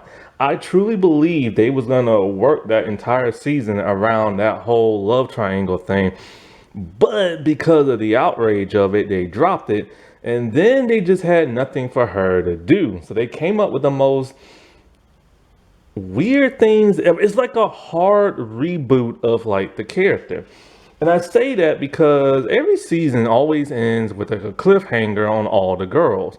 In the first season, Kimberly was doing bad in school, about to lose her scholarship because she started interacting with her boyfriend way too much and didn't care about her classes. Then to raise the money to go to school, she sold her eggs, of all things, in the second season. And then, of course, there was the whole, like, Kanan thing at the end. And then at the beginning of season 3, they dropped it. Never once do we hear about any of her past stuff or her past mistakes. Apparently she's doing good in school again, so that storyline's been dropped. She never stops to think, hey, I might have a child out there because somebody has my eggs. That's been dropped. And so now the whole Canaan thing has literally been like written out of existence for them. And so because of that, they just decided to make her a bigger dork than she was in like the other two seasons. She's the ultimate nerd this season. And she's not learning from none of her mistakes in the past. She is still awkward around groups of people she never interacted with in the past. In the beginning of the show, like season 1 and 2, she has never really interacted with black people because the town she lives in is predominantly white. It's a small, like, I don't even know if it's a hick town, but it's like a small little community that's all white. Because of that, she's awkward around black people, always saying the wrong thing. Never really nothing offensive, but like, she just doesn't know how to interact with them. This is also shown more with that of her parents. And so they are still lingering on that, but instead of being black, now they changed it to the LGBT. So she's still that same person she always was and has not evolved yet. I assumed they was gonna like, finally, work out this whole her interaction with black people thing because she was gonna date Kanan, but then they dropped that. She joined a black like history class along with Whitney, but we haven't seen her in that class since we haven't seen Whitney in that class since the first 2 episodes. And we don't know her interaction in that class, if she was doing good or what, because they completely dropped that storyline. And that would have been also a good thing for character development with her, but they just dropped it. And so the thing about her is she always tries to make people overly happy because she knows she's going to end up offending them. So they hooked her up with Eli. As soon after she's done with the whole Kanan thing, Eli is bisexual, and they slept together very quickly. So apparently she couldn't sleep with the black dude, but she slept with the bisexual dude. These two have no chemistry whatsoever, but it fits her type of guy. Because after her first boyfriend in season 1, the one that cheated on her, she's only been going with guys that are like muscular and stuff. She's the dorky, like nerdy girl, but who goes after the muscular dudes. And so, but she's scared she's gonna offend Eli because he's bi. So she's doing her best to try to make him happy in bed because she's gonna peg him. But he's all like, yo, you ain't gotta do that. So you think, okay, well, this is going to be a good opportunity for her to learn more about the LGBT, even though she should have learned about them in the first season because Leighton is a lesbian and also Leighton hangs out with a group of lesbians. So what more does she really have to learn? But hey, whatever. Well, she learned absolutely nothing. But then they decided, hey, we can't have no good men on this show like always, so we got to make him terrible. So when they was at a party, she took a drug by mistake and got super high.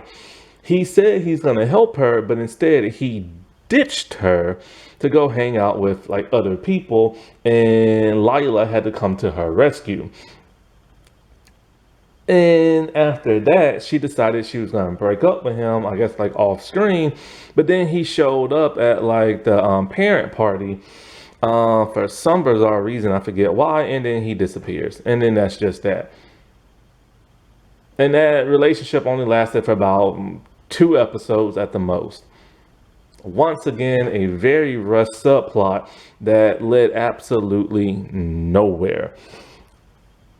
And so then they decided, okay, we're going to make her even more of a dork. And so I didn't even know she was a criminal justice major, because I could have sworn she had a completely different major in season 1. But whatever, she's a criminal justice major now, and her 2 side characters are her new boyfriend, Brian, and her teacher. The teacher is barely there, but just like with Casey, they have kind of like bumping heads, but it doesn't really lead to nothing. But then as for her and Brian, they just decided to find somebody who's just as dorky as her. So now she's with somebody who's literally like her, kind of like the dude she had in season 1 before he dumped her and cheated on her and stuff. And Brian doesn't really look like none of her other guys muscular wise, but he kind of does face wise and everything. And so, of course, you know, they do it. She couldn't do it with Kanan. She couldn't get that limp, but she decided she's going to do it with him. But then, just like always, they have to make him into a horrible guy. He sent her a nude. She did it for the first time. And so then she realized, by the help of her friends, she made a picture video instead of an actual picture. And it showed some of her face. So she was worried this could get leaked online, right? So she asked him to like delete it. He got very offensive by that and stuff like that, but he like, fine, whatever, I'll do it. This is when Lila steps in and be like, you know, he didn't delete that picture. Let's go make him delete it. This pisses him off even more. And so it turns out he did keep backups of it. Did he show people necessarily? We don't know. The writers didn't go that far. It's presumed he might have showed his roommate. Now, I will say, I do appreciate this storyline because, like, it's something that always happens. But the thing is, I'm also glad they didn't take the teen drama TV show route of, okay, it leaked. He showed it to a bunch of people. She's embarrassed. And like she decides to regain her womanhood by chopping off her hair and, you know, like that Power Rangers 2017 movie and stuff like that. I get so tired of always seeing that storyline when it comes to leaked pictures. And that's the one they always go with a teen drama route. So it was refreshing to do something a little bit more updated by saying, hey, not only did he keep copies, not only did he probably show people, but we live in a technological world where things are automatically uploaded to like a cloud or like a storage online or something like that. And so the thing is, if you send pictures like that, like people have been doing that since, like, I don't know, since the internet been popping around the early 2000s, right? And so the thing is, when a person has a picture like that, they're gonna keep it no matter what. Even if they say they delete it, they're gonna keep a copy somewhere because they feel like, yo, not only is this cool, but it's my possession and everything. The best way to not have them keep it is just don't take it and don't send it. But the thing is, you know, there are some people who you got two sets of people. The people who are going to show that picture to everybody and people who only going to keep it for themselves. And so if somebody asks you to delete it, you really should just delete it, you know what I'm saying? Because that would be the considerate thing to do. But the majority of the people in this world are not going to delete it. And if they do, they're going to keep a copy of it. So once again, he is another terrible male. He did the test just like, you know, every other guy, but he knew it was a test going in and they had their goober moment. And there's really not that much with her. I'm still disappointed in the whole Kanan thing. Like, it pissed me off even more when they were doing the test and she was just there acting like she didn't even know who Kanan was. It's like that's been completely dropped from the show. And it's just weird. So now that Kimberly is single and everything, of course, they're going to hook her up with somebody brand new. Some guy, I'm not even sure what his name is. He literally just appeared in this episode and hasn't been seen all season. He's a former Disney Channel character on Bonk, and I've never liked this actor. His acting's just always bugged me. He's okay in here. But now Eli is back in the picture after disappearing after like the 4th episode. And so now apparently Eli's all like, yo, can we be friends again? And I guess he bailed her out because this is what's so weird, right? Her finale episode is basically her protesting this guy who's coming on campus and she doesn't like him because he's a bigot. You know, this would have been nice if they would have done that throughout the entire season, but of course the writers can't do nothing like that. And so she gets like she's supposed to protest, but then the campus dean broke it up. Says a private school and they don't do that. Now I went to a public school and we had a platform. If you want to say anything you want to say there, you can say it. So anyway, her and other kids are gonna commit vandalism, but they get arrested by the cops. Whose storyline does that sound like? Leighton from season 1, where Leighton defaced school property by mistake and got in trouble. She's not the only storyline that who's gonna take from Leighton. I'll get to Bella in a little bit later. And so while she's like locked up, we see the new guy and we see Eli. So next season is going to be a love triangle. But yet, no Kanan. I will never be happy about that. Never. And Kanan was in the finale, only to stand there, say a couple of sentences to Whitney, and that was it. If I was him, I would find another job. Bella. Thank you, Lord Jesus, they have fixed Bella. I can finally add her into this video without making her the last person to talk to. Or talk about, I mean. And actually, Bella has probably became somewhat my favorite character this season, but there's not much to go by in terms of the incompetent writing and stuff. But thank God they have fixed her. This is where fan service came in handy. See, Bella was wild in the first 2 seasons, especially when it came to sex. She's overly sex positive. She touches people without permission. She's always wanting to do something sexually explicit, and she bangs tons of guys. And not only that, but she would even mess around with somebody else's boyfriend just to get a higher up position in whatever it is she wants. Then, like, when somebody, like a man, does something terrible to like a woman, she will get justice for that person, even though she technically does bad things to other people, like she touches them without permission and stuff like that. And so she built a really bad reputation. It's to the point where she dropped out of that school at the end of the last season and was going to go to a different school because she just didn't want to deal with the shame and she didn't want to fix her problems. But Renee Rapp threw a monkey wrench into the writing process, and so they had to bring her character back to that school and everything else. And so by doing that, they decided, okay, she's going to start going to school there again. But they really didn't focus on her major no more because she wanted to be a comedy writer. They didn't focus on that until the last 2 episodes of the season. So instead, they made her a mentor to the freshman class. Thing is, have you ever seen Bella go to any classes this season? No, it's almost like she's not even in school or enrolled. But nevertheless, you know, all her interaction has been either with her boyfriend or that of Taylor, which has now caused fans to want to ship Taylor and Bella. I mean, if I want, like, I don't understand that, but whatever. And it's just like, you know, Taylor's not all there. So why would you want Bella, another person who's not all there, to be together? You're going to want at least one of the characters to have it all going for themselves.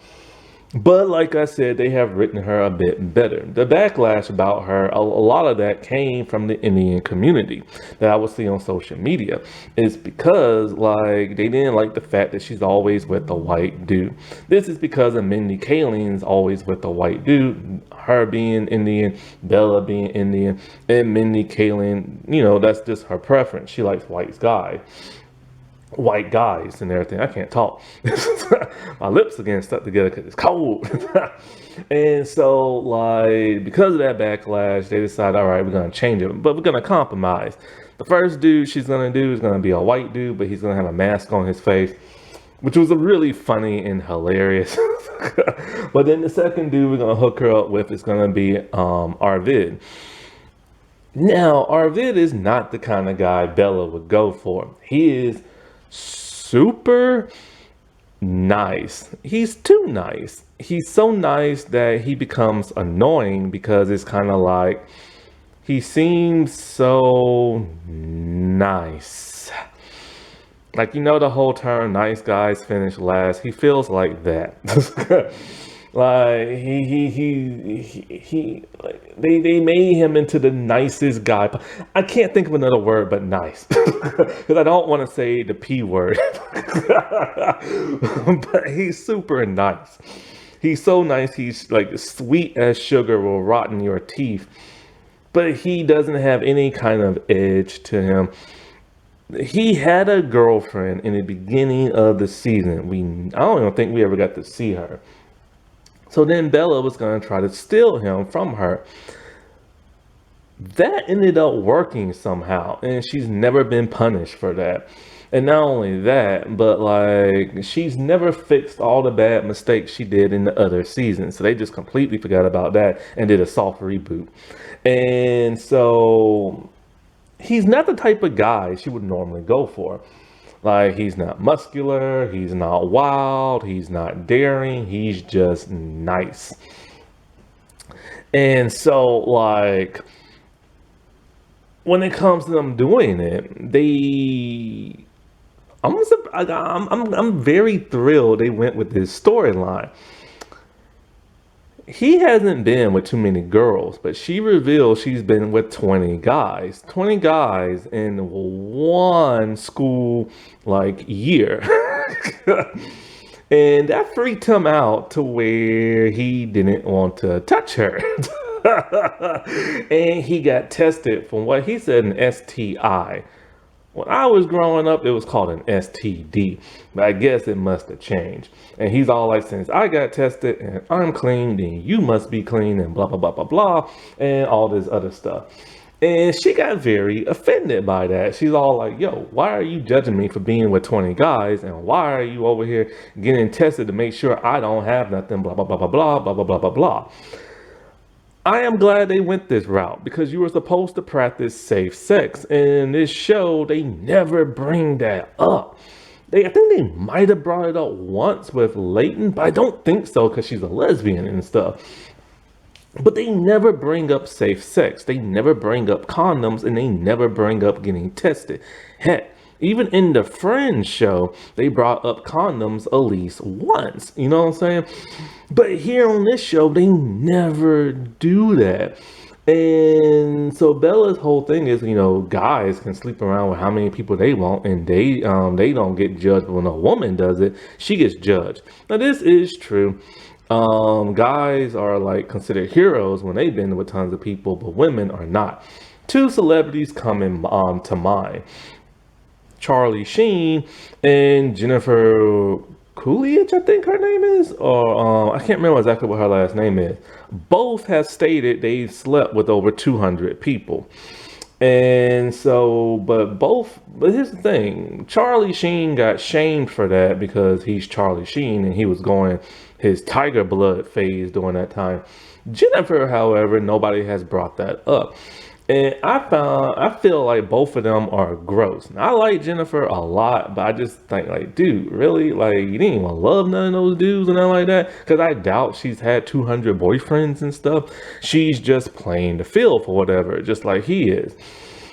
And so numbers like that is a huge turnoff and everything. But the thing is that we've gotten to, like, in the past, they always said practice safe sex. Ask how many partners you've been with, get tested, this and that. But then something started to happen around 10 years ago where apparently now, if you ask how many partners a woman's been with, all of a sudden that's like criminal and everything.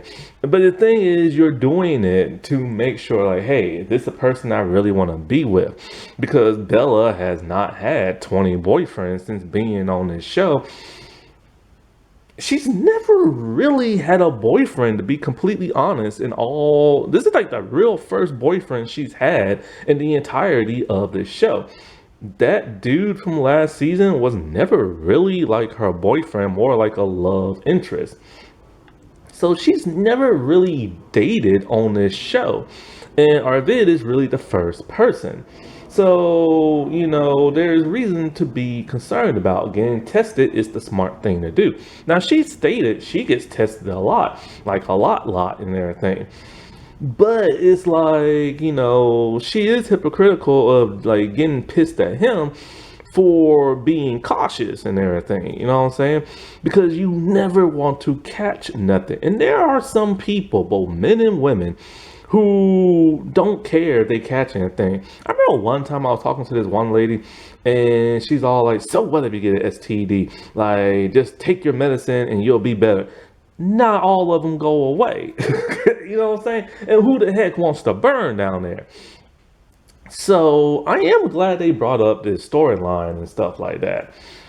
But like back to the whole safe sex thing. Like seriously, man, you gotta practice that. And I'm surprised this show doesn't enforce that a whole lot more. Because I remember back when I was in college, I knew these two girls. One was a girl from another country. And she told me she had like a genital wart or something like that. And I was like, oh my God. And she's all like, it's just like one and it's really tiny and it's on my butt and blah, blah, blah. And she still messed around with guys. And I'm all like, who cares if it's just one and it's really tiny? Your exposed skin touches that and you get it. And then I remember I had this other friend who was from this country. And she just decided to go wild for some bizarre reason. And she was just meeting different guys every night. And then all of a sudden, she's like, holy crap, I made the biggest mistake of my life. I'm like, are you pregnant? And she's like, no, I got like herpes and stuff. I'm like, what? And I'm just like, seriously, dude. Like, you know, so for Bella to get pissed at him for like, you know, questioning if she's like clean or not and all the partners she's been with, you gotta do that crap, man, because you just never know if you like slip up and everything. And so since that's like that, now they went back to Bella roots and she's gonna start doing like stand-up comedy, which is something she's never done. She's only like written comedy and stuff. Because I've been wondering for the longest time, this entire season, she hasn't brought that up like at all. That like, you know, she's like a writer and stuff like that, and she wants to do comedy and be like a female writer. It's almost like the creators just kind of forgot about that, but like, oh wait, remember she used to have this major and everything. So Bella broke up with Arvin all in the last episode, and or he broke up with her. And need to remind you, she calls him to break up with his girlfriend, which we actually did get to see. All that for nothing. So anyways, they decided, hey, let's make Bella secretly bisexual. So the comedian girl, I had a feeling they one of them liked each other, right? I just had that feeling. I could never see it with her and Taylor, but I saw it with her and the other girl. So anyway, they're talking, and Bella decides to kiss her without consent. Seriously, what was the point in women getting so pissed at men during the Me Too movement saying you're not supposed to kiss women without consent? It's a violation, it's assault, only for women to be portrayed kissing people first, and it's supposed to be totally okay. It is a double standard. It's wrong no matter how you look at it. Anyway, so Bella apparently has been secretly bi this entire time. In all 3 seasons, you mean to tell me somebody who's been with 20 men, who is guy crazy, who is extremely guy crazy, all of a sudden secretly likes women but been too afraid to come out? That's a latent storyline from season 1. Literally, when Leighton left, which she does not appear in the finale, they just gave all her storylines to everybody else. This would have been okay if we would have seen Bella even remotely like a woman. Never in 3 seasons has she ever had interest in another female. And now all of a sudden in the finale episode, it happens. I'm not buying that. I hate to use this phrase, but it feels forced. It just feels like they just wanted to do it for the sake of like doing it. And the thing is like, once again, the fans are gonna complain because the woman she's into is white.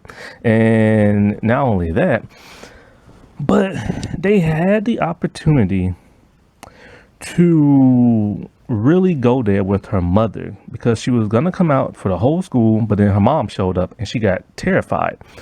Now, in the Indian community, they're not too keen on the LGBT community.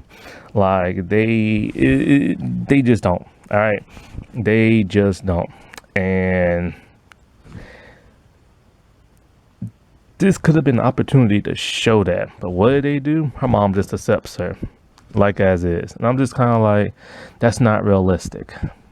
All that fear for nothing. I wish she could have been like a black woman because the actress who plays Bella, she actually said that the Indian community overseas don't particularly like black people that much. That she actually said that on Instagram. And so this could have been a great opportunity to show how they not only dislike blacks, but the LGBT community.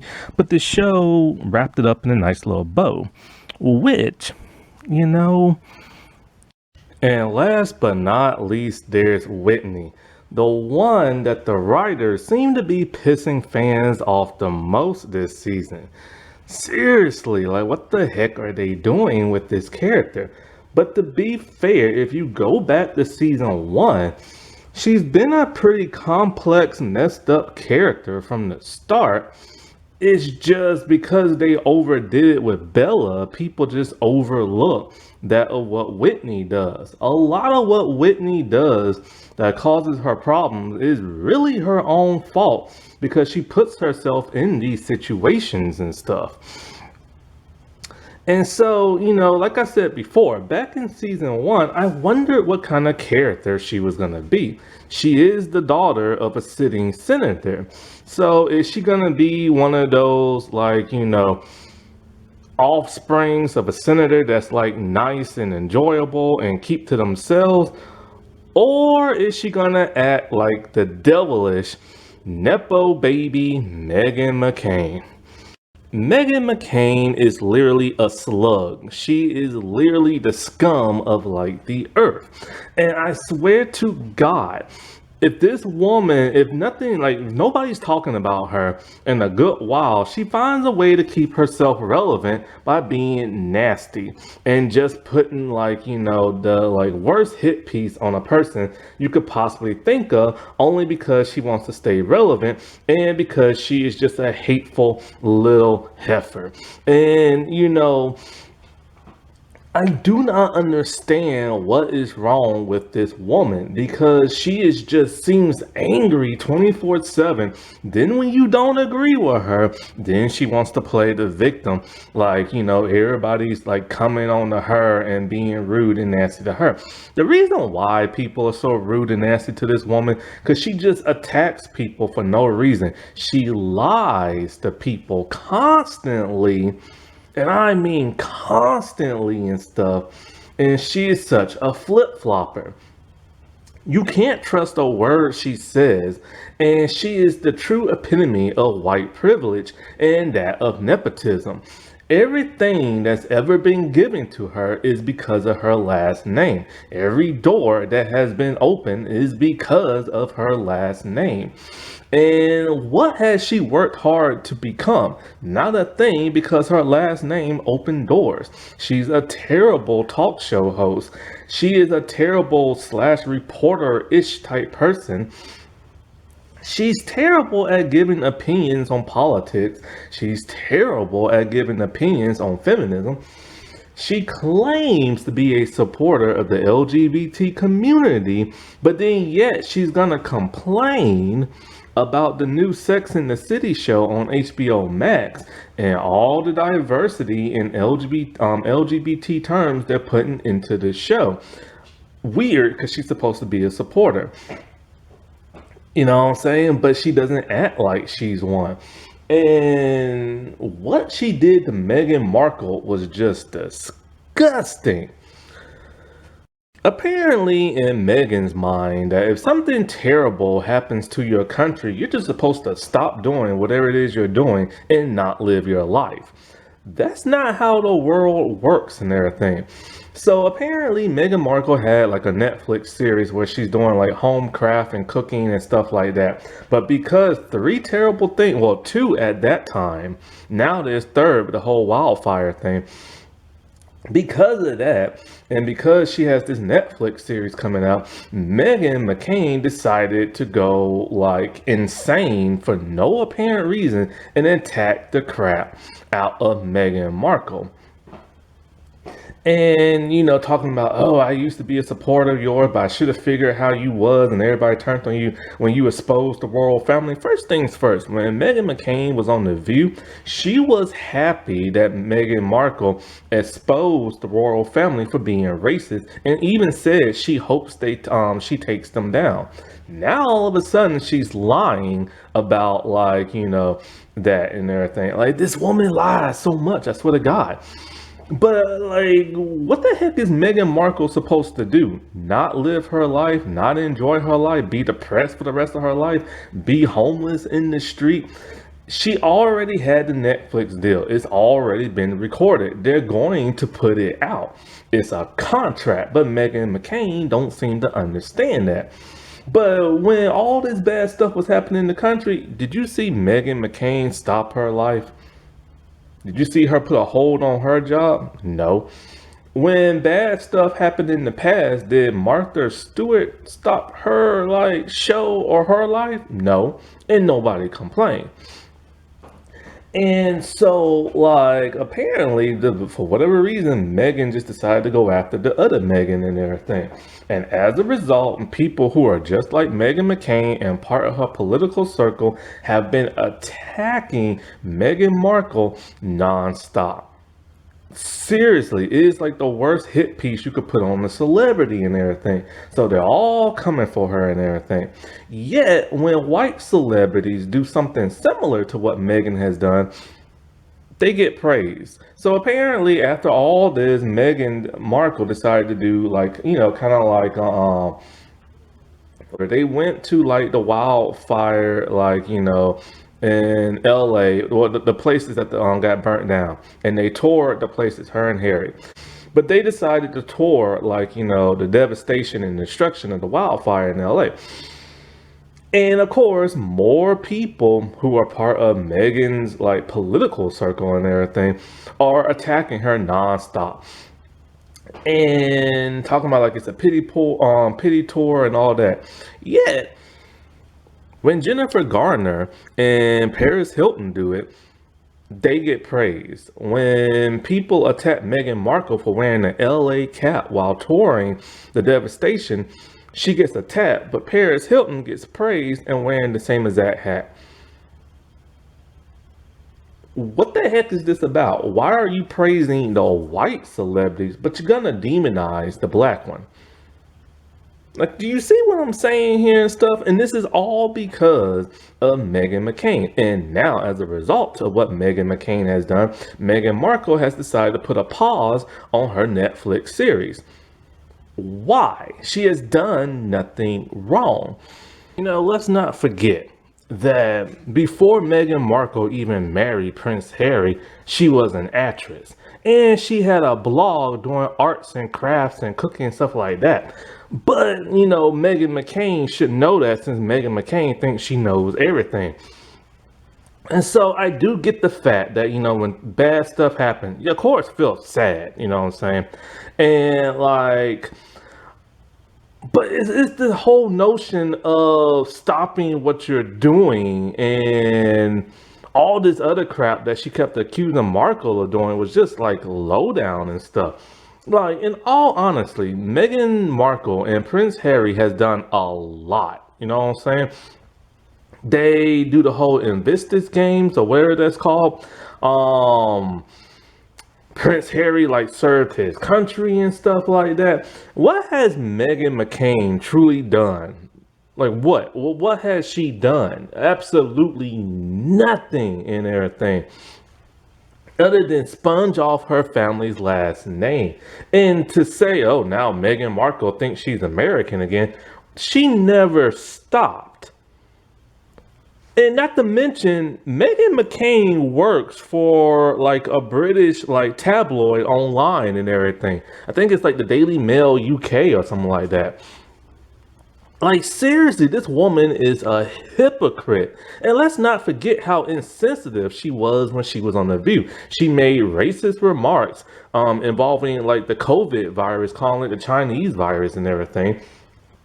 When kids were getting shot up in school, she was so insensitive during those times that people were outraged. This woman is just low down. This woman is disgusting. She has no right to judge anybody else, and she needs to look in the stinking mirror when she wants to look at a disrespectful, no good person and stuff. And if you want to talk ego and nepotism, she tried to sell her book, you know, the one that like flopped and everything, by taking a picture and putting it on her dad's headstone. Dude, she's using his image to try to sell her book, and it did not work.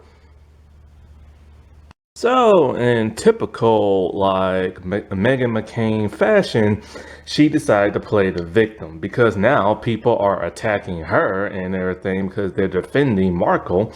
And so, because she can't take the heat, now she decided to play the victim. Oh, why are you attacking me? Blah, blah, blah, blah, blah, blah, blah. Dude, you attacked her first for no apparent reason. And you did it for attention, and you did it to stay relevant. Because Meghan has done nothing. Meghan Markle, that is. This woman is vile. This woman is disgusting. This woman is a bigot and everything. Like, this is why, like, people, like, she talking about people hate Meghan Markle. No, people hate Meghan McCain. Like, the only reason why they kept her on The View was because of ratings, because she pissed people off every day. She is the epitome of what white privilege is. She is the epitome of what nepotism is. She is the original Karen and everything. Like, the woman is disgusting in every shape and way. She's nothing but like a no good bottom feeding heifer who is on a high horse and needs to hop off it. Like, seriously, man, like, what is this woman's problem? But you know, I digress. So thankfully they did not make Whitney like her. The character of Whitney had been pissing fans off all season. However, she should have really been pissing people off since episode 1 of season 1. It seems like Whitney has become the new punching bag of the show. It used to be Bella, but now it's her. They have so many different storylines going on with this one character in season 3. It's hard to keep track of them all. And every storyline, like the first two tend to get written out after like 2 episodes. And then they kind of linger on the last like 3 storylines. But they do a bad job with the pacing. It's like they'll come up with something with her, then they will drop that storyline, then they'll come up with a new one, drop that storyline, then they will create a brand new storyline only to kind of linger on that, then to go back to like the other storyline, then forget the new storyline, then go back to another old storyline. And it's just kind of like, yo, what are y'all doing with this character? It's hard to keep track of what she's doing. And on top of all of that, she seems to be like completely stressed out to the point where she needs therapy. And it's like, if anybody needs therapy, it's like Bella because of last season. And then you stop and you think, well, why does Whitney need therapy for? What has she really done that deserves that? And then you stop and you think, and it's just like, because we didn't know. It's just like she showed up at the clinic, she got scared, and she left, and it never got brought up again until the last second to episode or so. And then it's just like you stop and you, so in between that gap period, you stop and you try to think, well, what the heck has she been going through? And then you go all the way back. Let's see. In the first season, she dated her coach and she was 18. He was a grown man, but we don't know exactly. I'm pretty sure that relationship started when she was in high school, but when she was 18 years old. So technically she was an adult, but it was still gross because she was in high school. And so it continued when they went on to college, if I'm remembering correctly and stuff. And so it was all that drama with that, even though she was an adult. But you know what I'm saying? Then of course in season one, she also didn't get along with that one soccer player who has now been written completely out of the show since season one. But then those two started to be friends somewhere in season one. So there's the whole her wanting to be liked by people. Then there was the whole sorority she tried to join in season one, but only to sign up for at the end of season two, but then drop that storyline at the beginning of season three. And so we don't really know what all came from that because there was really not that much drama between that sorority and stuff. And when they found out what Kimberly did, they had Whitney's back. Then she dated Kanan. No, then she dated that dude from season two, but he was a crybaby and she didn't like that. Then she dated Kanan only to be super paranoid and to break up with him only to find out she still has feelings for him, then be pissed off at Kimberly because of the whole Kanan thing. And so like then this season, there's this new girl who's a freshman who's better at her than soccer. So you assume that was going to be a storyline, but it's not. And then all of a sudden she gets hurt and so she needs surgery.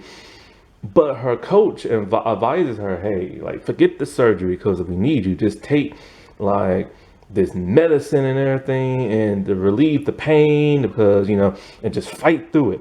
But it will cause tear on her, what is it, knee, ankle, shin, whatever she hurt down the line, which will cause her not to be able to play in the future. So she's having to deal with that. And so you think that's going to be a major storyline, but it's not really. And so then there's the whole Isaiah thing. No, I'll get him a little bit later. Then there's her Black Studies class, because that only lasted for 2 episodes. And so her and Kimberly took that class, and it turns out she has a knack for writing essays and writing and researching and writing about like Black historians and this and that. And her teacher really wanted her to pursue that more as a minor, but she didn't want to because she's some type of marine biologist major or something like that, right? And so that upset her teacher. So it was going to be one of those, okay, Black awareness, finding your roots type storyline. And then it turns out that she got upset because her lab teacher or whatever didn't have like a headpiece that could fit her braids, because most Black people don't take science classes and stuff.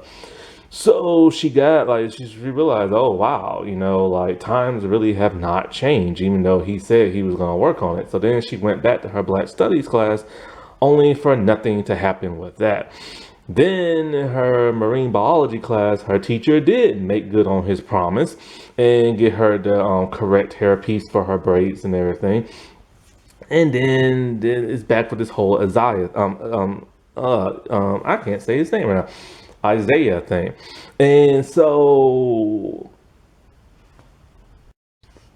now Isaiah is a really nice guy. He's well mannered, he's poised, you know, he's like intelligent and stuff, and he's super rich.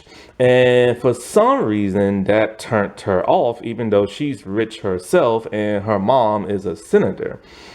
And so it's like, but why did that turn her off? And she felt like he was just gonna throw his money around and think he's all that, and because he bought her a gift before they even started dating to try to, like, bring her over to his side and make her like him. And so he did flaunt his money, but that kind of like turned her off. So it was just like, why is that like a problem for her and stuff like that? Plus, that she want him to be broke, and she has to pay for everything for him and everything. Like, you know what I'm saying? But in a way, they started to kind of date. It wasn't super 100% official. It was mostly just them sleeping together. But then they finally decided, okay, we're gonna start dating. But then the writers decided, hey, let's get her back with Kanan because that's what the fans originally wanted. So it turned out she started having feelings for him. And it's like, is this going to cause a problem for Kimberly? No, because the writers just decided to forget all about that. Is there going to be some type of love triangle between her and Kanan? And Isaiah, a little bit, because Isaiah is jealous, especially when he finds out that's her ex and everything. But then she ends up cheating on Isaiah. And then it makes matters worse. She gets really pissed at him because her lab needed funding for something. So he asked his dad, gave them the funding, and that really pissed her off. And so then I started making her mess with Kanan a bit more to where then the huge test thing comes up. Now, first of all, he did a really generous thing for her lab because they needed the funding very bad, because if they didn't get it, the class would have like ended and stuff, and their little project experiment. But for whatever reason, they're trying their best to make her hate Isaiah so much that during the test, she purposely gives him all this stuff that will make her dislike her, or make him dislike her, or be grossed out by her and stuff. And even her friends and roommates were kind of like, yo, you're sabotaging this guy. Like, people would have ran if they would have saw what your room looks like. But nevertheless, it revealed that he's really like a jerk and couldn't do nothing for her. Like the whole peeling, like, the orange thing, which every guy did, she just tossed it at him and like, peel this. And so they decided to make him rude and be all like, you got hands that work, you peel it yourself and everything. And so they made him look like a snobbish, like ghetto-ish type of like rude kind of guy. Then the whole room situation, that she's a hoarder and her room's a complete mess, he was grossed out because he likes to be clean.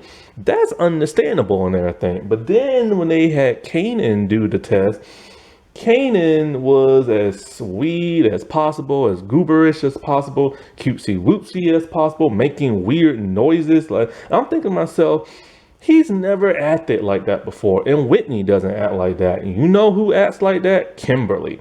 And so you think Kimberly would have been like, man, I can't believe I gave up this guy just because my friend got pissed. But no, none of that. So now they're really pushing for this whole Kanan and Whitney thing, to where she dumped Isaiah off screen in the next episode. And it's like, the writing can't be this incompetent. Like, it really can't. And then on top of all that, see, the thing is, I believe she has daddy issues. Her mom and her dad are divorced, and she loves her dad to death, but she hates her mom and everything. But I guess her dad can't spend that much time with her no more because they don't live together, because she lives with her mom. And there was a storyline about him trying to date, and that kind of like upset her a little bit. And like, she has extreme daddy issues. You can tell by the type of people she dates. An older man, a crybaby, a good looking, nice guy, a successful, rich guy and everything. She's trying to basically date her father in like, philosophical terms and everything. And it's just too much of like, too much for her. And so she needed therapy and everything. But then she doesn't want to do therapy. And then when they do have her through therapy, it's weird. They have her put on like a heavy blanket. And when she doesn't have that, she makes Kanan literally lay on top of her and on the grass with everybody watching. And She's too much of a head case this season. But all the bad stuff that's ever happened to her, Whitney causes for herself. And this has been going on since season one. It's just that she's never been punished for all her bad stuff she's done in the past. Like when she went in the guy's locker room, and I think, didn't she have like a recorder with her or something like that? And normally, no, she got caught in there, but normally you would get in trouble for that, but she didn't. If a guy would have do that to the girls' locker room, he would have been expelled and everything. And so they're really tearing this character down, and they're not doing it in a proper way to where she learns from her mistakes, especially when she goes to therapy. But the fact that she's that cuckoo in the head and needs therapy and Bella doesn't is just weird and everything. So they just decided to give like Whitney a win towards the end after all this complicated stuff she's been going through. So apparently she has been taking the pain pills and other stuff like that. We just don't never get to see it. And we really don't get too much to see of like the aftermath of it. Other than that one time she crashed out from anxiety, but that was just anxiety from every other thing she's going through. So her and Isaiah are broken up and he doesn't even appear in the finale. Her and Kanan, they hang out for a little bit, but they're not dating. So it turns out she's getting dolled out by like her soccer people and her coach, and they're pissed because she's leaving 4 weeks before like, you know, the last game. So her friend decides to stick up for her, which causes all the other teammates to rally behind Whitney like a martyr and say, you know, we've been treated badly by coaches and stuff like that too. So after all this crap she's been doing all season, she's rewarded with like that. No real mental breakdown, no consequences of cheating, like no her and Kanan getting back together. We don't even get to see her and Isaiah break up. It's like the writers don't know how to write. Seriously. But once again, they just reward Whitney and stuff like that they did in season one and stuff. And it's just kind of like all this stuff y'all made her go through, and it's like, what, all for nothing? Whatever. So, you know, I've never been a huge fan of this show. I've never been a huge fan of the writing, but I do find it all right. And I do watch it because, you know, I'm curious and I need something new to watch. Plus, I need something different from the normal stuff I watch. Like I've been watching a lot of superhero stuff, a lot of period pieces, sci-fi stuff. So it was nice to go back to something a little bit non-superficial, you know what I'm saying? Like it was nice to just like sit down with a comedy with people dressed in the modern day and everything. It was nice to watch a female-led series, but the writers and the showrunners, they need to work harder on making this show a success. And I don't care what all these Gen Z people are saying on Twitter. This is not the best show in the world and everything. It's not super amazing. It could be, but the writers are very incompetent in everything. And this season, even though season 1 and 2 has its problems, it's still a pretty alright show you can watch and enjoy. But this season is just so rushed and insufferable and everything. It's hard to stay invested. And I do wonder, you know, because there was a lot of stuff going into this third season that complicated things.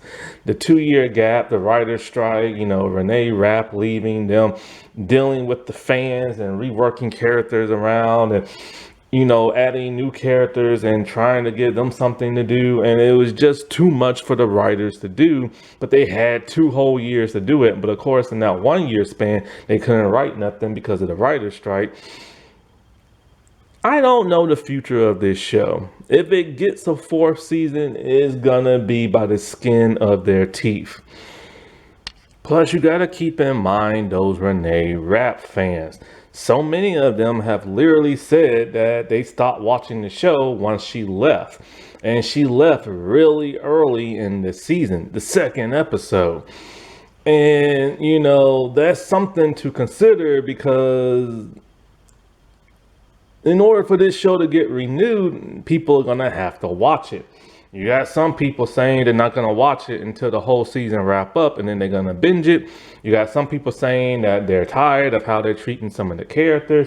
There are other people who was baited with the whole Ruby Cruz thing. Then there's the whole Renee Rapp situation. So it's really up in the air if this show is even going to get renewed. Plus, you got to remember, it's David the Devil's Zasloff, and that man loves to cancel HBO Max shows, especially ones that are diverse. Alrighty, well, I'll talk to y'all later. Bye.